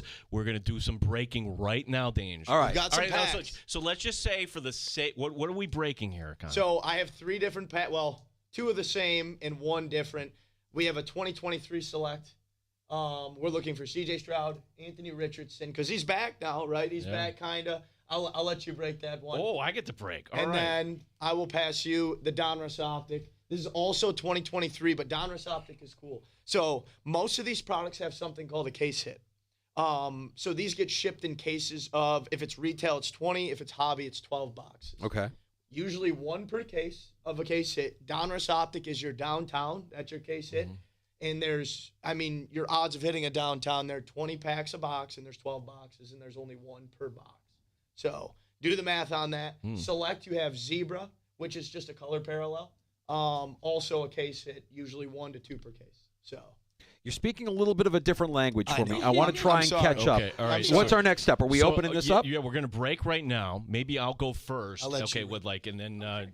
Okay, so Yeah, you start us off. okay, Go ahead, Gino. I'm going to describe, and then Connor, if you see something that is above and beyond, Something crazy. this we'll is freak actually out. kind of exciting here. Right? Like I'm opening up a pack of cards. You're like what for? Charlie in the chocolate Yeah, factory looking for this the is golden ticket. Fantastic here. All right, I'm going to try to do this up here right against, and I'm going to do a play-by-play here. All right, so we have Keon White. I don't know if he's going to be any good. Maybe this is one that Patriot. We keep that one aside. Brian Branch, Lions. Torian Thompson Robinson. Sucks. DTR. Yeah, DTR. Get a rough start. And, Trevor Lawrence. Speaking of the guy. Well, that's a pretty card. Ooh. Okay, what did I just pull here? Nothing crazy. It is a base card. It's the a Brian base card. Branches, I would say, is probably the nicest one. Really? Okay. So as you can see, Oh, here, it look has at a that. different Yeah. color parallel, and it's a die cut. Yeah. So that's your red, white, and blue Oh, wow. parallel. Yeah. Wow. Yeah. There Nice we go. card. All right. All right. I will. Thank you. I'm opening mine as well. You said this is the Donruss Optic O. Yes. Okay. All right. We're going with. I got a Chris Jones. Ooh, All right. Chris Jones. A Broderick Jones. Steelers. Little Jones box. Uh-huh.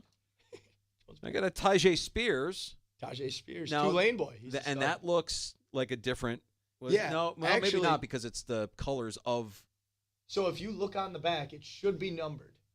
It should have some numbering. 110 to 299. There it is. So that's your number parallel. So I'm an OCD freak. And the thing is with all these different products, they have a bunch of different color variations. Uh-huh. So Donruss Optic, I can read them off the top of my head. You have blue to $299, orange to $199. Just because I do this for a living, I know all of them. Yeah. And you have people called rainbow chasers. So they'll try and complete the whole rainbow. The problem is like it's hard to find like the one of one. There's a couple different one-on-ones at your black parallel. Your gold's to 10. Yeah. Your gold vinyl to 5. All that kind of stuff. And people try and complete it of one whole player. That makes sense. I've got my Jalen Waddle as my last card. Jalen Waddle. We were just talking about him as for fantasy football as a sabotage drop. He's the guy that you dropped that somebody will pick up and Then think, well, that's Jalen Waddle. He's going to help he's me not out. going to do No, anything. not yet. Not going to do anything for you. Listen, I've been on the fence about dropping Tyreek Hill recently, and thank goodness to his back because he's starting to save my. But it might be a little too late because I'm 4-7. I think you hold on to him. So the Spears is the best card I got. Spears is by far. So that is out of a hobby box. So that came out of those boxes retail. I want to say for around $1,000 right now, and that was a pack out of it. So wow, awesome, cool. All right, and Janelle, break for us as you would on the show here. What are we opening? We got another optic here. So we're running it back. We got Ray Lewis on the base. DJ Johnson. Okay. And then we got a little play action. Patrick Mahomes. That guy can't stand. Oh, Can't Me stand. neither. I'm You so can't glad avoid we- him He in any lives way. in my dreams. And Gino. And Geno Smith. Okay. So out of that, it looks like the Mahomes is a different card, right? Yep, so that's your insert. So they have different types of inserts. On top of the color variations, this is what's so, a lot of people in the hobby give a lot of slack to Panini sometimes, but I really enjoy when they have so many different inserts, so many different color parallels, so many different players. It allows you to collect everything. And with the amount of people, because you were referring to it earlier about COVID, right? Yeah. This is when the boom really happened. Mm-hmm. A lot of people that collected back in the 80s, because that's when the hobby was huge. Companies like Topps and Fleer, Yeah. they adjusted to that by doing what? They overproduced the product, which there's a million Ken Griffey's out there, and Yeah. everybody thinks they have $1 million Ken Griffey. Unfortunately, it's not because everybody has the same Ken Griffey. So that tanked the market back in the 80s, early 90s. That was what's called, it's not junk, but people do call it the junk wax era because there was so much of it. Now, when COVID happened, a lot of people were laid off. It sounds crazy, kind of like a paradox, but that was a perfect storm for sports cards. First off, you had a great draft class in 2020 of Justin Herbert, Joe Burrow, Tua Tagovailoa, Jordan Love. You had Zion Williamson. You had Ja Morant, right? Everybody that was collector back in the 80s and the 90s now had kids, that were their age in the 80s and 90s, pulled out their collections. They had stimulus checks, and the hobby exploded. So and we came in I want to say it was December of 2019. So it was the perfect timing for us to come in and be here to, Yeah, and you're talking to a show where one guy's wearing the Amherst service order, I'm wearing RIT. The fact that this is like right in our hometown too, isn't it nuts? Yeah, it's crazy. Like this is right here. I think we made history because I don't know that we've ever seen on live radio in Rochester a live break. A live break. I think we've made. You guys do this routinely on social media and on your platforms, and let everybody know again when these shows are happening, when they can check you out. We know about the location in the neighborhood of the arts, but online, if we want to check your shows out here as you're doing these shows live. Yeah, so we're live Monday through Sunday on 2 different platforms. So we have Fanatics Live and we have Whatnot. And we range from, I want to say, what time does the first show start? 8 o'clock? So Whatnot starts at 9. Okay. And then Fanatics starts at 10 a.m. And then we go till 4 a.m. Amazing. Yeah, I can't complain about the Sabres going to 1:30 tonight. They're going to 4 a.m., right? I love it. Well, Janelle, Connor, We The Hobby, it's great having you guys in here. Thanks for supporting the Sports Bar. We're glad that we could support you guys and continue to see this grow in our community. We think it's a lot of fun, and if you're a sports fan or a fan of collecting, this is something you have to add to your list if you haven't done so already. Guys, thanks for coming in, and we'll be checking it out. Thank you for having us, guys. You got it. Janelle and Connor, We The Hobby, stopping by the Sports Bar. We'll take a break, come back with Happy Hour next on The Fan Rochester. Welcome back to We The Hobby. You know what time it is? A little something special today. Oh, Nick. Is that a corn? That ain't no corn. What? That's a super corn! Oh, wow!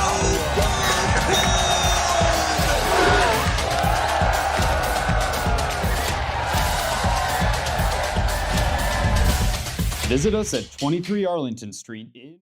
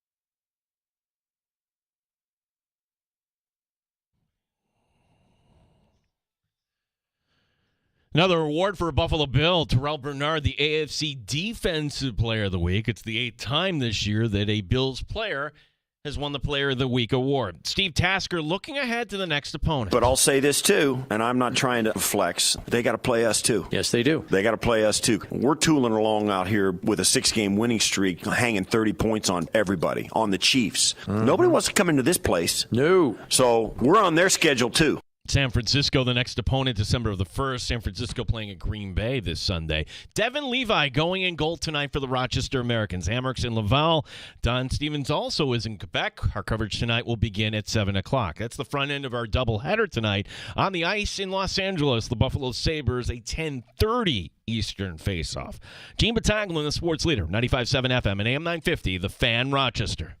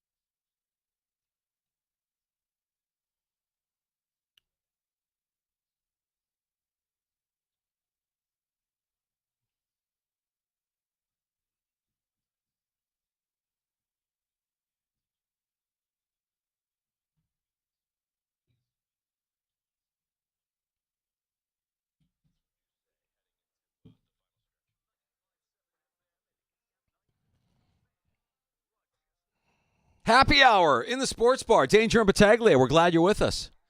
Thanks for joining, however you may be doing so. We appreciate you listening. If you're driving around Rochester, 95.7 FM, AM 950. You should know that we sound our best in the free-to-download Odyssey app on your smart device when you ask it to play 95.7 The Fan. Also streaming on Twitch and on our YouTube channel at The Fan Rochester. Like and subscribe while you're there. Man, we just had the folks from We The Hobby here in studio, and it's something that I think if you're a sports fan, everybody can gravitate towards and everybody can relate to, because I feel like if you are a sports fan at some point in your life, you had a card collection or you had some sort of memorabilia collection.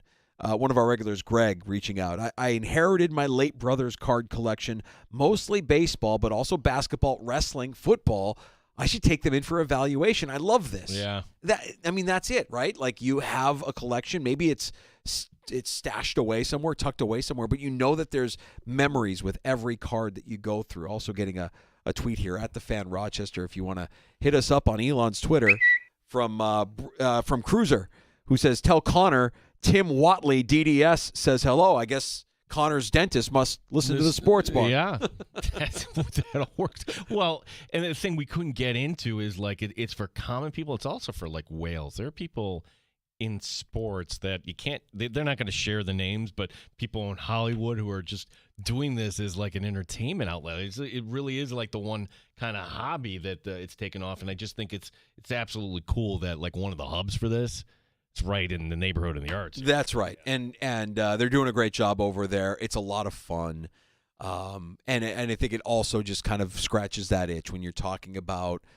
memories. If you want to create memories, if you want to have a piece of your favorite team or a piece of your favorite player, is there a better way than this? I mean, this is the service that We The Hobby provides. It scratches that itch for you. So, man, I have so many regrets from when I was young, when I was a kid, and I think my biggest one might have been just getting rid of this collection of baseball and football cards that I accumulated when I was, a preteen.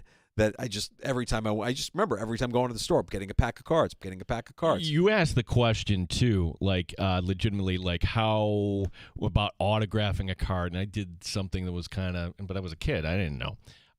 The rookie card for Cal Ripken I had. Oh wow. Yeah, and back then it wasn't the card; they called it Future Stars, right?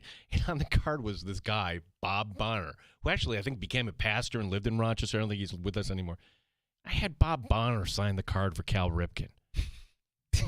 It's not worth much anymore. Gosh, I'd love to know some of these prices here. Oh, and these guys are so into it. I mean, like I said, I was at that show on my quest to find Chuck Muncie, and I went booth to booth, vendor to vendor, and I'm like, do you have anything Chuck Muncie? And they looked at me like my head was on backwards. It's like, if they did, they would absolutely be able to tell me, but they've got such a massive inventory. Oh, yeah, let me just I have one in my back pocket. Let me just get it for you there, pal. I mean, like, the value that some of these cards have and some of these memorabilia items are priced at. It's insane. The story about that, I remember. Then you did find the guy, and he's like, "Oh, of course I do. Do you want him from the Saints? Do you want him?" Like, right. He was so excited to talk to you. Right. Like, but and the funny thing about that guy is I don't know how much he was invested in actually like in cards, because with cards there are millions of them. Right. You're walking through this massive convention center, and there are millions and millions of cards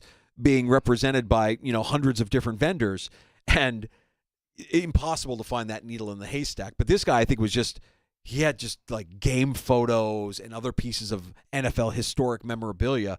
And when I said Chuck Muncie, his eyes lit up, and he started to give me the entire bio on Chuck Muncie before selling me the picture that resides now in our palatial sports bar studios. It's it forever will danger. It's right as I wasn't trying to sell it. I think you thought I was trying to sell it to them, or I just wanted to get a valuation. No, but you know what's funny? Like that, how old did Connor say he was? 27. Everybody can understand and relate to the story of Chuck Muncie.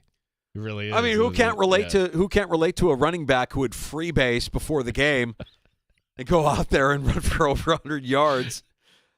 Maybe relate is not the right word I'm looking for. What a character. Yeah. What an absolute character. That was a lot of fun, Gino. I'm glad we had them in here, and certainly thank them for their support, and hope we have the opportunity to do more of that with our friends from We the Hobby there in the Neighborhood of the Arts. And while we have a second here, speaking of the Neighborhood of the Arts, we are going to be at our home away from home on Friday afternoon. That's Three Heads Brewing on Atlantic Avenue, 3 until 6. It's time for another Friday Football Talk Live. Well, it's a bye week. Are we really going to talk football? Yes, we will talk football for Friday Football Talk Live, and we'll also talk some Rochester Nighthawks lacrosse, as the team will be hanging out as well. The new Nighthawk Hazy, actually the re-release of the Nighthawks Hazy IPA, where you can get it at Three Heads on Friday. You can also find it at Blue Cross Arena for all their events. You can find it in store on tap as well. Nighthawks players hanging out with us Friday afternoon. Freddy's ROC serving up wood-fired pizzas as well. We're going to have a great time come Friday afternoon at Three Heads Brewing on Atlantic Avenue. Yeah, if you're a Hawk fan, joining us on the air Friday, Thomas McConvey and Rylan Reese will be stopping by. Yeah, very good. So we'll learn more about a couple of Nighthawks. They'll be hanging out, looking to meet you in advance of their season getting underway, and of course the re-release of the Nighthawks Hazy IPA, which was a favorite of mine last year during lacrosse season. Man, that's a good tasting hazy IPA from our friends at Three Heads. We invite you to come out 3 to 6. We'll be live at Three Heads on Atlantic Avenue in the Neighborhood of the Arts. We can share a cold one and maybe a win or two. The Jets are going to jet. And in the last 24 hours, and you thought, it can't get more ridiculous than firing your general manager in the middle of the season. General manager who, by the way, the owner said, what was his quote, Woody Johnson's quote before the season started? This is the most talented roster. That was at the owners' meetings. Talented roster we've had in 25 years. Oh. So you just fired the guy who was responsible for giving you the most talented roster you've had in 25 years. Makes sense. Well, only in Jetland does that actually make sense. Just kind of a side note. This story about Rodgers getting benched, the owner wanting them to after the Bronco loss, that's coming from the Douglas camp, right? Like I'm not sure about that. Here's why. Because it would be very easy to connect the dots that a day after Douglas, or the day that Douglas gets let go, you would assume immediately that it came from Douglas. I would actually say it would make more sense if that story came from Robert Saleh, because he's kind of distanced himself from the organization now for a while. So you think it's crazy that they got rid of Douglas. Let me tell you something. The reason why Douglas is out is because he probably didn't want to bench Aaron Rodgers after the Broncos game like the owner wanted him to do. I could see Douglas spilling the beans to a Schefter or one of his media Goombas. Media Goomba. Either way, I mean, again, this is just, when you hear this story, you're like, what? I mean, you're going to bench him for who? For Tyrod? Tyrod Taylor? You believe Tyrod Taylor gives you a better chance to win football games? How about this? Be the owner of the Jets and not meddle with what they're doing with the football team. Just be the owner. Just be the. Where do you hear an owner making those kind of calls other than Jerry Jones, which is why I believe he's the worst, the absolute worst defender? But if Woody's trying to be that Jerry Jones character, what do we expect next? Woody Jones press conferences after every loss, after every game. We're gonna have a scrum for Woody Johnson. It's embarrassing, and another story that just puts a spotlight on the dysfunction of the New York Jets. Well, where do they go from here? Like, you have an intern, like the interim coach, a quarterback who's 41 years old. Let's start here. Is Aaron Rodgers quarterbacking this team when they come up to Buffalo on December 29th? Ooh, well, given these reports, and this is what's going to be interesting to see here over the course of the next couple of days, because Rodgers on a bye week doesn't need to do anything, but he's got McAfee. That's tomorrow, I want to say, right? Mm-hmm. So will he address this on McAfee? And if he does, how does he address this with McAfee? Because it wouldn't be out of the realm of possibility that Rodgers could just be like, you know what, screw you guys. Yeah, my hamstring's a little bit tight. I've been getting the crap beat out of me all season long, and I'm going to go ahead and sit this one out. I'm sure you could see a world where Rodgers makes that happen. I don't think that's really what he would do normally, but given the circumstances now, just as an FU for wanting to bench me for Tyrod Taylor, who knows? It could be explosive here over the course of the next 48 hours. I mean, $49 million dead cap. If the Jets are drafting top 10, maybe top 5 at this point, who knows? Like, they're just going to move on from him, right? They have to. $49 million, you could spread that out over 2 years, by the way, too.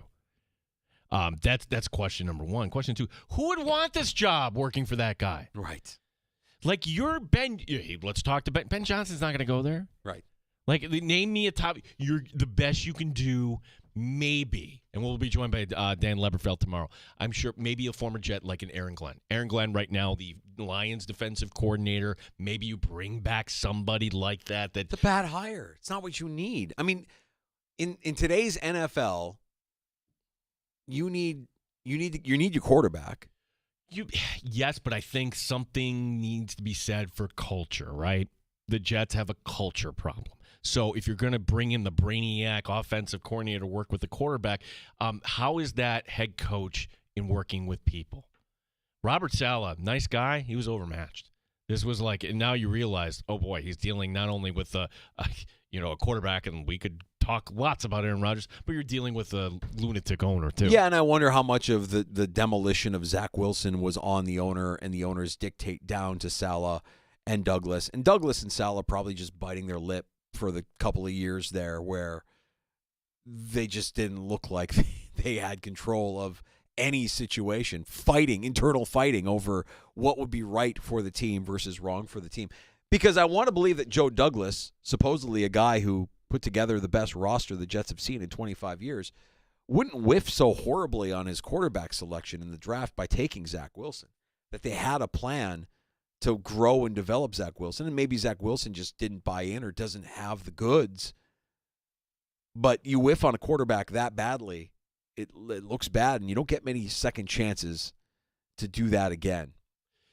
This from Mike Florio. There's a belief amongst some how Woody operates, Woody being the owner. Given the current state of the team, Woody Johnson might try to recapture a little bit of the almost glory days with Rex Ryan. Rex got the Jets within sniffing distance of a Super Bowl. I mean, you know who would love that? Rex Ryan. Rex Ryan yeah. would, yeah. I don't know. I mean, look, if no one else would love that. Anybody who cheers for the Buffalo Bills would love that. Yes, please, hire Rex Ryan. Do it now. Anybody in New York media, talk radio, selling newspapers, whatever it is, you want that. I mean, this is literally George and Billy Martin, right, all over again. If Rex comes back and Rex would be that I mean, how did Rex manage it before? Well, part of this, and you'd have to go back through the timeline, was like Woody being to the side. Like, will Woody get tapped by the president-elect to go overseas again? Now, that would also be kind of a factor that might make it a more attractive job if he's not kind of hands-on there. Yeah, my vote would still be for John Gruden if you want to change culture. Maybe bring in Rex to be your defensive coordinator. Gruden is not coming back to the NFL. I'm going to stick with it. I'm going to see Gruden how it goes here. Things, it's not happening. So I want to see what happens here over the course of the next few months, see how the world looks, see how it changes, because he's out there and he's doing a lot of stuff that's kind of I'm going to say it's rehabilitating his image in a way. You don't go from Barstool to the NFL and tell me how the world would change in 6 months where in a league where you have 53% African Americans. I'm sorry. You don't recover from that. You and I disagree on that. I'm not in any way going to entertain that on this show. No, you don't have to entertain it, but I'm going to stick with it. John Gruden to the Jets. Let's make it happen. He's a racist. That's not cool. You're right. We disagree on this one. But if we're going to have the conversation of who's going to be out there, who's going to potentially be the person to turn around the culture, I mean, would you rather have a guy with experience, or would you rather tap the shoulder of a young guy, a Ben Johnson, somebody who, or Bobby Slowick, or somebody who is an up-and-comer that doesn't have that head coaching experience? Yeah, that's... Let's start here. Can they get within striking distance of getting a franchise quarterback?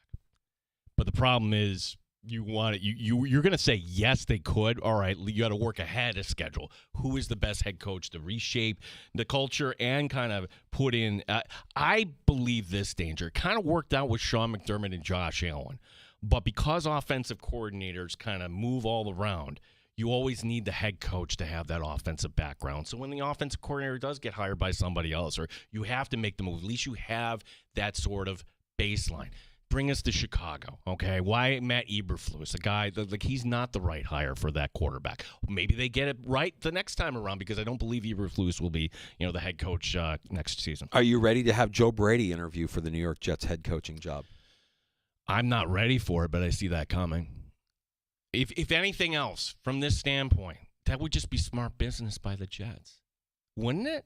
You want to it just worked sit so down? well Yeah. for the Giants when they poached Brian Daboll and Joe Shane. No, well, true, but from the standpoint of the Jets are actually in the division, and wouldn't you want to sit down with a guy that, you've been going against head-to-head, and you might still continue to go? Yeah, well, it's an interesting thing that's going on with the New York Jets, and if you think that leak, the report of Rodgers, the owner wanting Rodgers to be benched after the Broncos game, is the last leak that you're going to hear out of the New York Jets, I think you're crazy. I think you're going to continue to hear more dysfunction being brought to the surface from whoever it is that's feeding that information to the powers that be. Our phone number, 866-4FAN, 866-4326.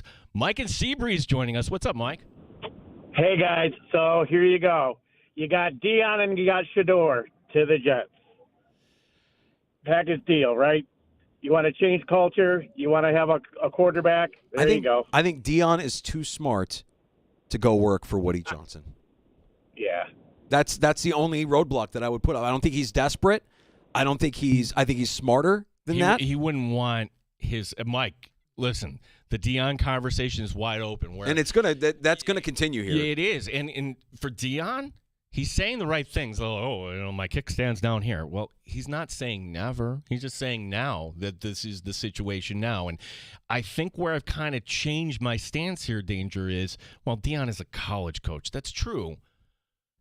But the once-in-a-lifetime, my gosh, this never happened. Like, I'm going to coach my kid? And for what it's worth, I know earlier this year I was kind of critical of Dion. I think a lot of people became kind of critical of Dion because of how last season ended, how this season looked like it was going to go, and like, okay, what has he really done? No, he's done a good job this year. Very quietly, Deion Sanders has done a pretty good job with the Colorado Buffaloes, and they're contending for a Big 12 title, which will open some doors for him. And you're right, the opportunity, the once-in-a-lifetime opportunity to coach your kid in the NFL, I mean, if LeBron can get his son drafted by the team he plays for, I can't say it'll never happen.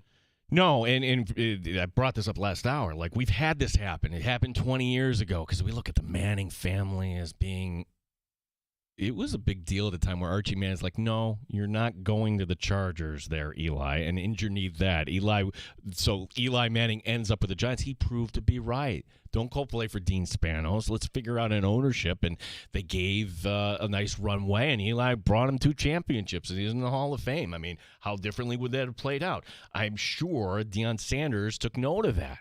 Like, Tennessee might be in a position. Do I really want to go to that organization? The question is, though, does this become, because the world is much different now, of course, 20 years later, where are we going to be hearing Deion's takes on I don't want my son going here. I want him going here. Or is this all going to be behind closed doors? Well, it'd be surprising if it's behind closed doors given the nature of Prime. But I also think that what he said last year, which is I don't want to coach in the NFL because those are not the players I can connect with. I can't connect with grown men making millions of dollars the way I can with kids that are in college, even though the kids in college now making millions of dollars. I thought the door is open for Prime's destination. That would be Florida State. The Seminoles are a complete disaster. Norvell should be fired, and you know that fan base would love it. It would be great for the conference. It would be great for college football if Coach Prime went back to Florida State. Dallas is like the idea that Jerry puts entertainment ahead of winning. Danger.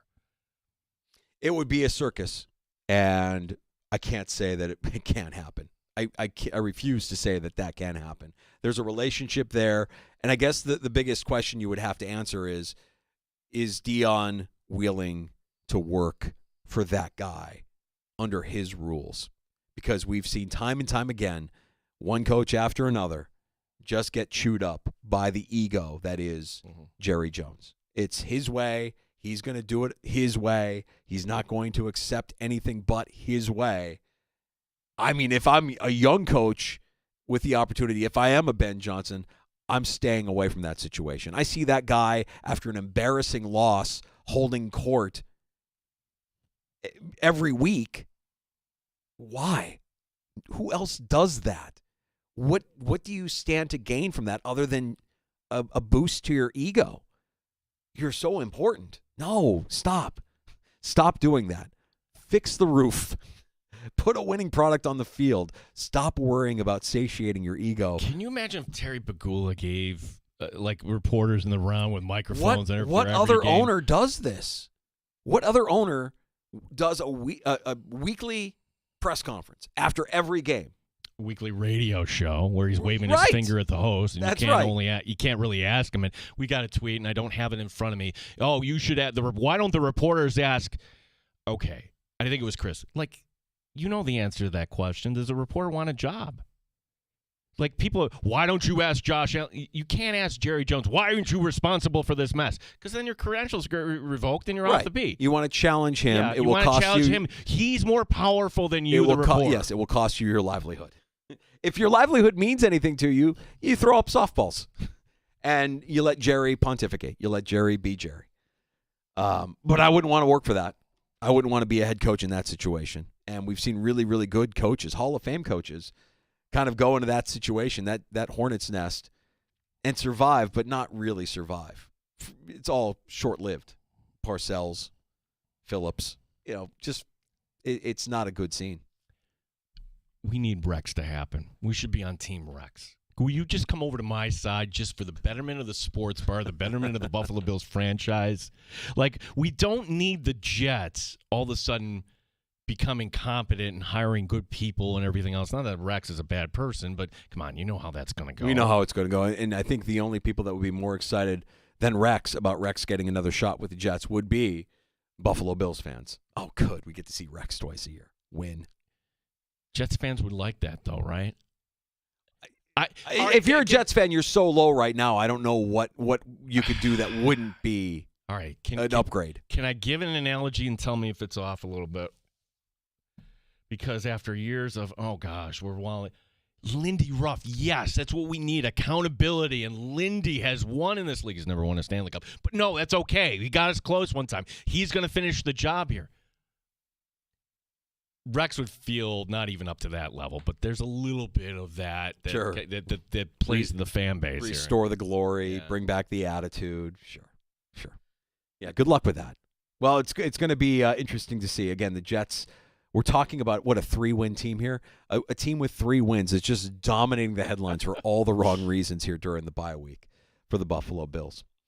We'll get to a round of shots next here on The Fan. Yeah, as some of the stories we have not gotten to, we will get you set up for the NBA tonight. NBA TV ratings continue to be a problem. Now, Is this cause for concern? We can discuss that. Latest on Juan Soto as the tour has fully begun. There's an NHL star that's going over to Germany, Danger. That's normally not a good thing. And one of our favorites here in the sports bar, engaged. Okay. We're not sure if this fits. But a round of shots on the way next. And last call coming up, too. You can have the final word in the sports bar at 866-4326, 585-866-4FAN.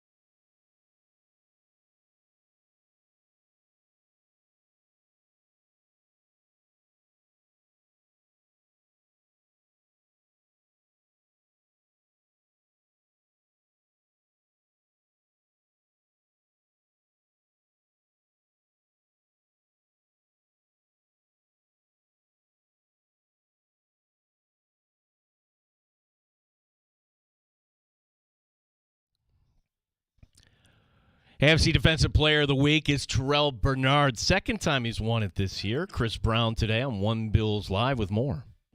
And it's the second time that Bernard has won the Defensive Player of the Week award for the AFC. He is the sixth different Bills player to win a Player of the Week award this season. As I've said all along, I believe under Sean McDermott, this is the best team the Bills have had. Of course, the Bills off this week. Next game against San Francisco on Sunday night, December the 1st. Devin Levi back in goal tonight for the Rochester Americans. They're up in Laval. Don Stevens is also there. Our coverage will begin at 7 o'clock. Sabres tonight, likely without Tage Thompson in the lineup. That's the second game of our doubleheader tonight. Sabres in Los Angeles to take on the Kings, 10:30 for the puck drop.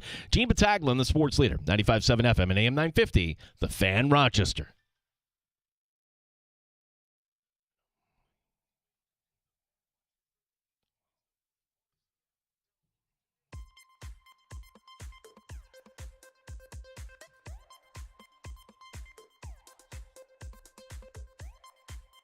Happy hour continues on The Fan. Let's get to a round of shots in the sports bar. Yeah, thanks for coming, Cleveland. That's still our league here. That's the message the Boston Celtics sent last night to the Cavaliers, dealing them their first loss of the season. Jason Tatum, 33 points, 12 boards, 7 assists for Boston. The Cavs now at 15-1. They play actually tonight. They're back home against New Orleans.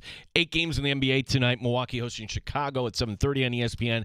That's going to be followed up by the Knicks in Phoenix. I don't want to sound old man takey on this one, but the floor was a little bit much for the Celtics game last night. I think that's the common thing. I don't think it's like an age thing. Oh, well, I don't want to come off as out of touch. Yeah. I know a lot of people probably think it's really cool, and I generally don't have a problem with what they want to do with the court, but man, that was a little jarring. Well, I remember this time last year when we got to the end of it, like, oh, you know what? I should have bought in on the NBA, what they call it now, the NBA Cup, and they called it the in-season tournament back then. I should have been bought in on this. It seems... Well, here I am again. I'm not bought in on this. Yeah. I'm like, whatever. I think it might be fun down the stretch here just because we're getting it started. And I know, that's how you can easily tell that it's an NBA Cup game because the floor is just obnoxious. I don't have a problem with most of it. Man, for whatever reason, when I was watching that, I'm like, wow. That's just, it's straining almost. It's fatiguing to watch. Right. I didn't stay with it too long last night. According to front office sports, I guess my experience, it's kind of common. With data collected through November 14th, Danger, NBA TV ratings on ESPN year over year down 28%. On TNT, they're off by 3%. Commissioner Adam Silver pointing to the World Series and the election as to the reasons why. I don't know, maybe not playing Joel Embiid on Paul George opening night maybe gets you to not tune into. That's certainly going to remain an issue. I do think it's interesting that ESPN is down over 28%, but TNT is only down 3%. I think it speaks to the value of the production on TNT, and there's a bright spot there with the Inside the NBA guys going over to ESPN moving forward. Like maybe that can't do anything but help that number grow year over year for ESPN. Yeah, I think also part of this too is just we're just so overwhelmed right now, and I will buy Adam Silver to a certain extent. You weren't paying attention last year to Rangers and Diamondbacks, but how could you not pay attention to Yankees Dodgers this year? It was great baseball. When Rafael Nadal, Danger, was 18. He cracked the top 10 in the ATP rankings. He would stay in the top 10 for the next 912 weeks. That is the record. 18 years before finally dropping out in March of 2023. His 22 Grand Slam titles, second only to Novak Djokovic. Nadal retiring from tennis at the age of 38. He's just a fun player for a long, long time. I don't like that he's behind Djokovic, but he was always... in the French Open, it's like, okay, go ahead, pencil him in the final and get ready for one hell of a match. Just, when we talk about tennis in the men's game, I always think back to what it was like when we were growing up and you had McEnroe and you had Connors and you had Agassi and you had Sampras and you had these guys that felt like there was never going to be anybody that could hold a candle to their star power. And I think Nadal being Spaniard, he's not on the level of those guys that I mentioned because those guys are all American guys, but man, he was a star. He's a star in the sport. But who are going to be the next round of stars? Like Federer is done. Nadal is done. Djokovic, okay, maybe he could, go on for a few more years. But, who's going to be that next wave here? Little thin moving forward. Yeah. Yankee brass flew to California to meet with, well, it's not their property anymore, free agent outfielder Juan Soto. Owner Hal Steinbrenner called it a good meeting with an honest back-and-forth dialogue. Soto has also met with the Dodgers, Mets, Red Sox, and Blue Jays. Michael Kay on his radio show in New York thinks that the Mets are ready to make the Godfather offer. The offer he can't refuse, huh? Didn't Steinbrenner say something to the effect of we can sign any free agent at any time we want for any price or something like that? I mean, he was basically just waving his checkbook in the air saying it doesn't really matter what anybody else puts out there because if we want him, we'll pay for him. And I'm thinking to myself, if you're putting that out there, you better hope that you're able to close. And you better, that won't age well with Yankee fan. I'll put it this way. Like, had the Yankees lost Aaron Judge, and, there was a false report that they did, remember? That would have been bad. I think that would have painted the Yankees in a they lost Arson Judge. They lost Arson Judge. That's right. You remember that. Arson Judge is a San Francisco Giant. What? He was in such a rush to get the breaking news out, the tweet out, that he spelt his name wrong, and the report was erroneous. Fantastic. Tonight, the Cy Young Award. Do we get a double dip? Meaning, Paul Skeens was the Rookie of the Year. He's one of the 3 finalists for the National League Cy Young. Zach Wheeler of the Phillies, and many consider to be the favorite is Chris Sale of Atlanta, Turk Skubal of the Tigers, Seth Lugo with the Royals, and Emmanuel Kless with the Guardians. Those are your 3 finalists in the AL. Were we right on Manager of the Year? Did we nail it? No. The guy from Milwaukee won it, and Vogt from Cleveland won it. Really? Yeah. Huh. So I was wrong on both things. I think it would be Sale and Skubal. Okay. That's for Skubal's good. Skubal is good. He's a bad man. Yeah, that's good. Detroit, their fans have something to be excited for next sure. year. Toronto Maple Leaf GM Brad Treverling says, the reason his star Austin Matthews was visiting a doctor in Germany was for a general checkup. Yeah, sure. Matthews why would he go to Lies? Yeah. Matthews has been out since November the 5th with an upper body injury. Draw your own conclusions. Can't tell you much more than that. The Leafs in Vegas tonight, and as we mentioned in the update, late night for the Sabres. Sabres after dark, 10:30 against the Kings. Yeah, we got a doubleheader tonight on the Fan with the Amerks in Laval at 7, and then the Sabres later on at 10:30. So if you're a hockey fan and you're out and about, keep the fan on. Amerk weekend, I'm already looking forward to that. Hopefully I can hit one of these 2, Hershey and then Utica. Yeah. That would be fun. Like, you want to beat Hershey, but then you cannot be the first team that loses the Utica. Yeah, I think Hershey's the good measuring stick game just to see where you rank and how you can compete with one of the best, if not the best, in the AHL. And then you're right, Utica, nobody wants to be the team that drops to Utica, that gives Utica their first win of the season. That's not a great look. Finally, let's check in on Jay Cutler, the former NFL quarterback. You might remember in September arrested for DUI. Well, things are now looking up here. People magazine reporting that Cutler got engaged to his girlfriend, Samantha Robertson. This would be marriage number 2 for both. Cutler has 3 kids with Kristen Cavallari. Robertson, 2 with her previous spouse. All right, good for him. Excited for the happy couple. I miss him on Very Cavallari. I mean, that's peak Jay Cutler. And, maybe peak Jay Cutler was when the chickens were getting eaten up from his chicken coop, and he was documenting all of it on his social media feed. I don't know. Peak, like in terms of the peak of his career, the one year they got to the NFC Championship game and lost the Green, that was a fun Bears offense. He did deliver for your team in a short spurt there. Yeah. Unfortunately, Caleb Haney finished that season for the Chicago Bears, and we all know what happened after that. But good that he's hopefully back on the straight and narrow, and maybe having that steady hand of Samantha Robertson is exactly what he needs in his life. So congratulations to the happy couple. We'll come back next with Last Call, 866-4326, if you want to have the final say here in the Sports Bar, 585-866-4FAN. We'll tee up tomorrow's show for you. And we'll also remind you about Friday Football Talk Live at 3 Heads coming up on Friday as well. Stay in the Sports Bar.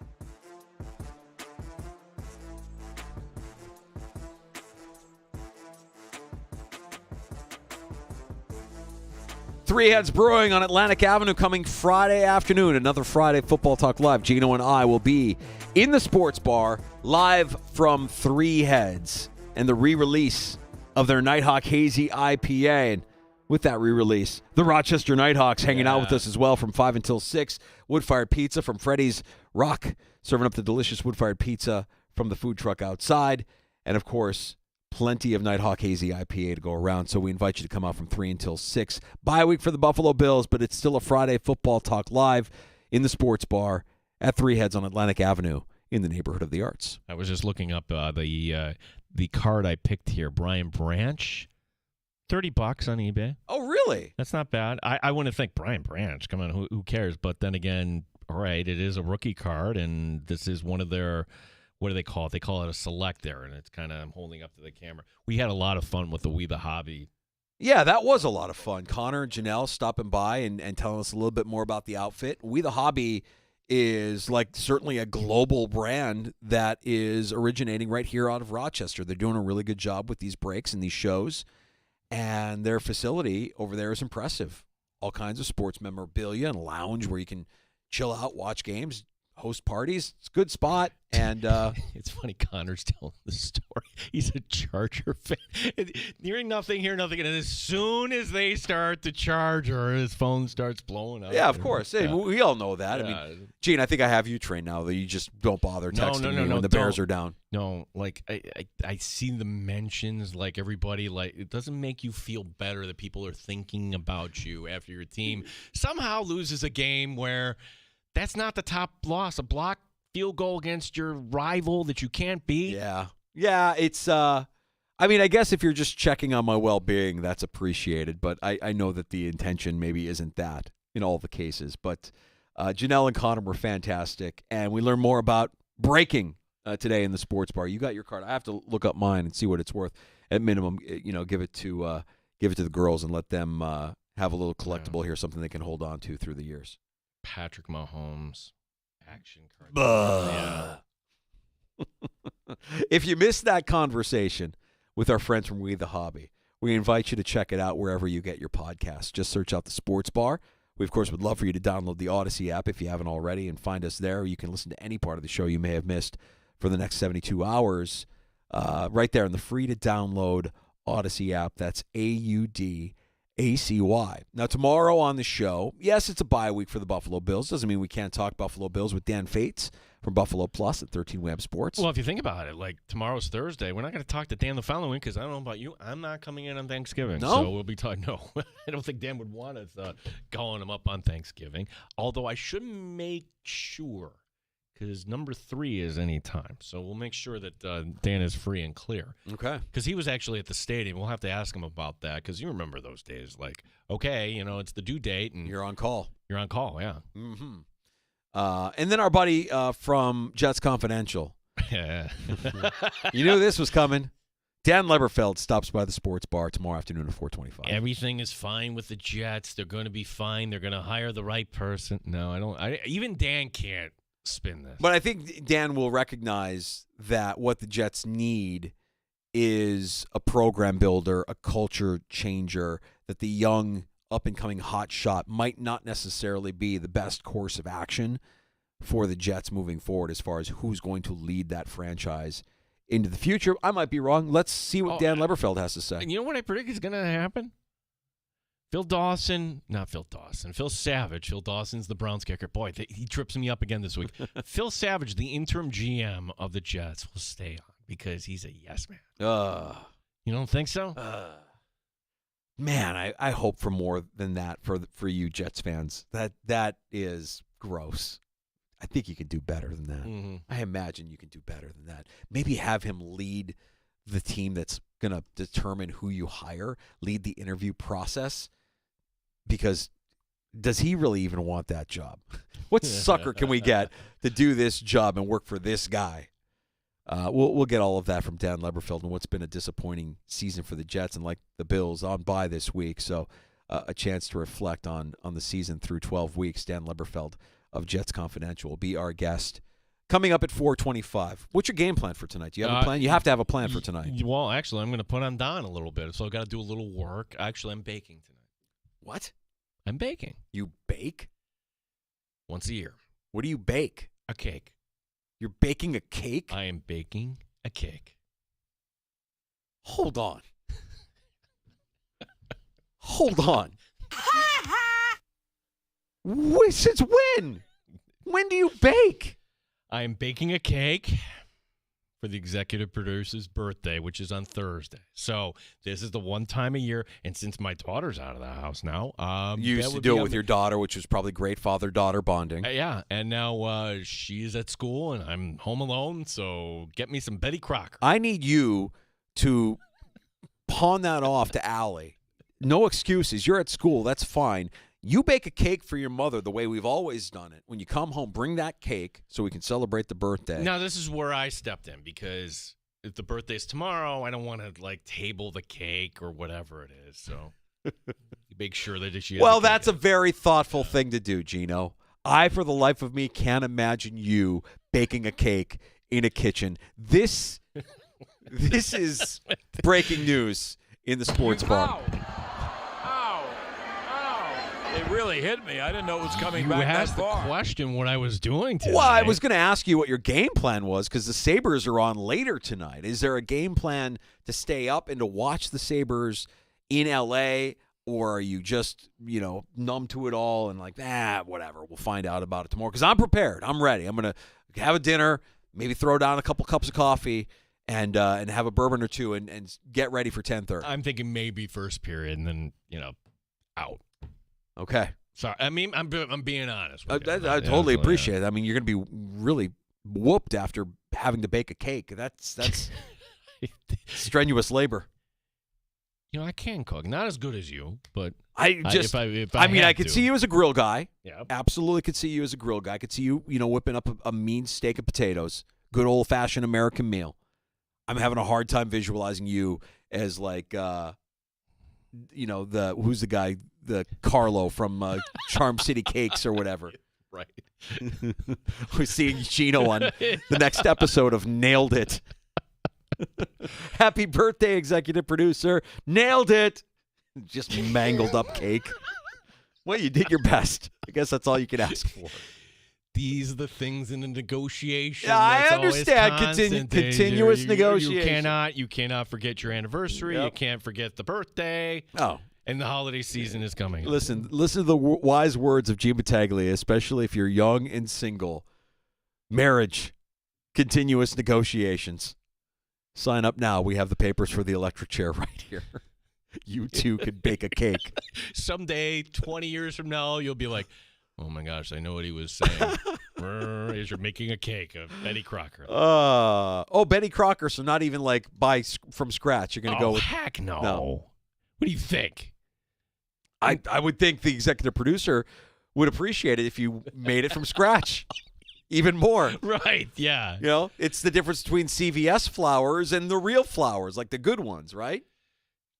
No, I'm not going down the road to the bakery to buy a cake. I'm going to make it myself, even though it is Betty Crocker. I know. I don't get a point for that. Oh, no. Okay.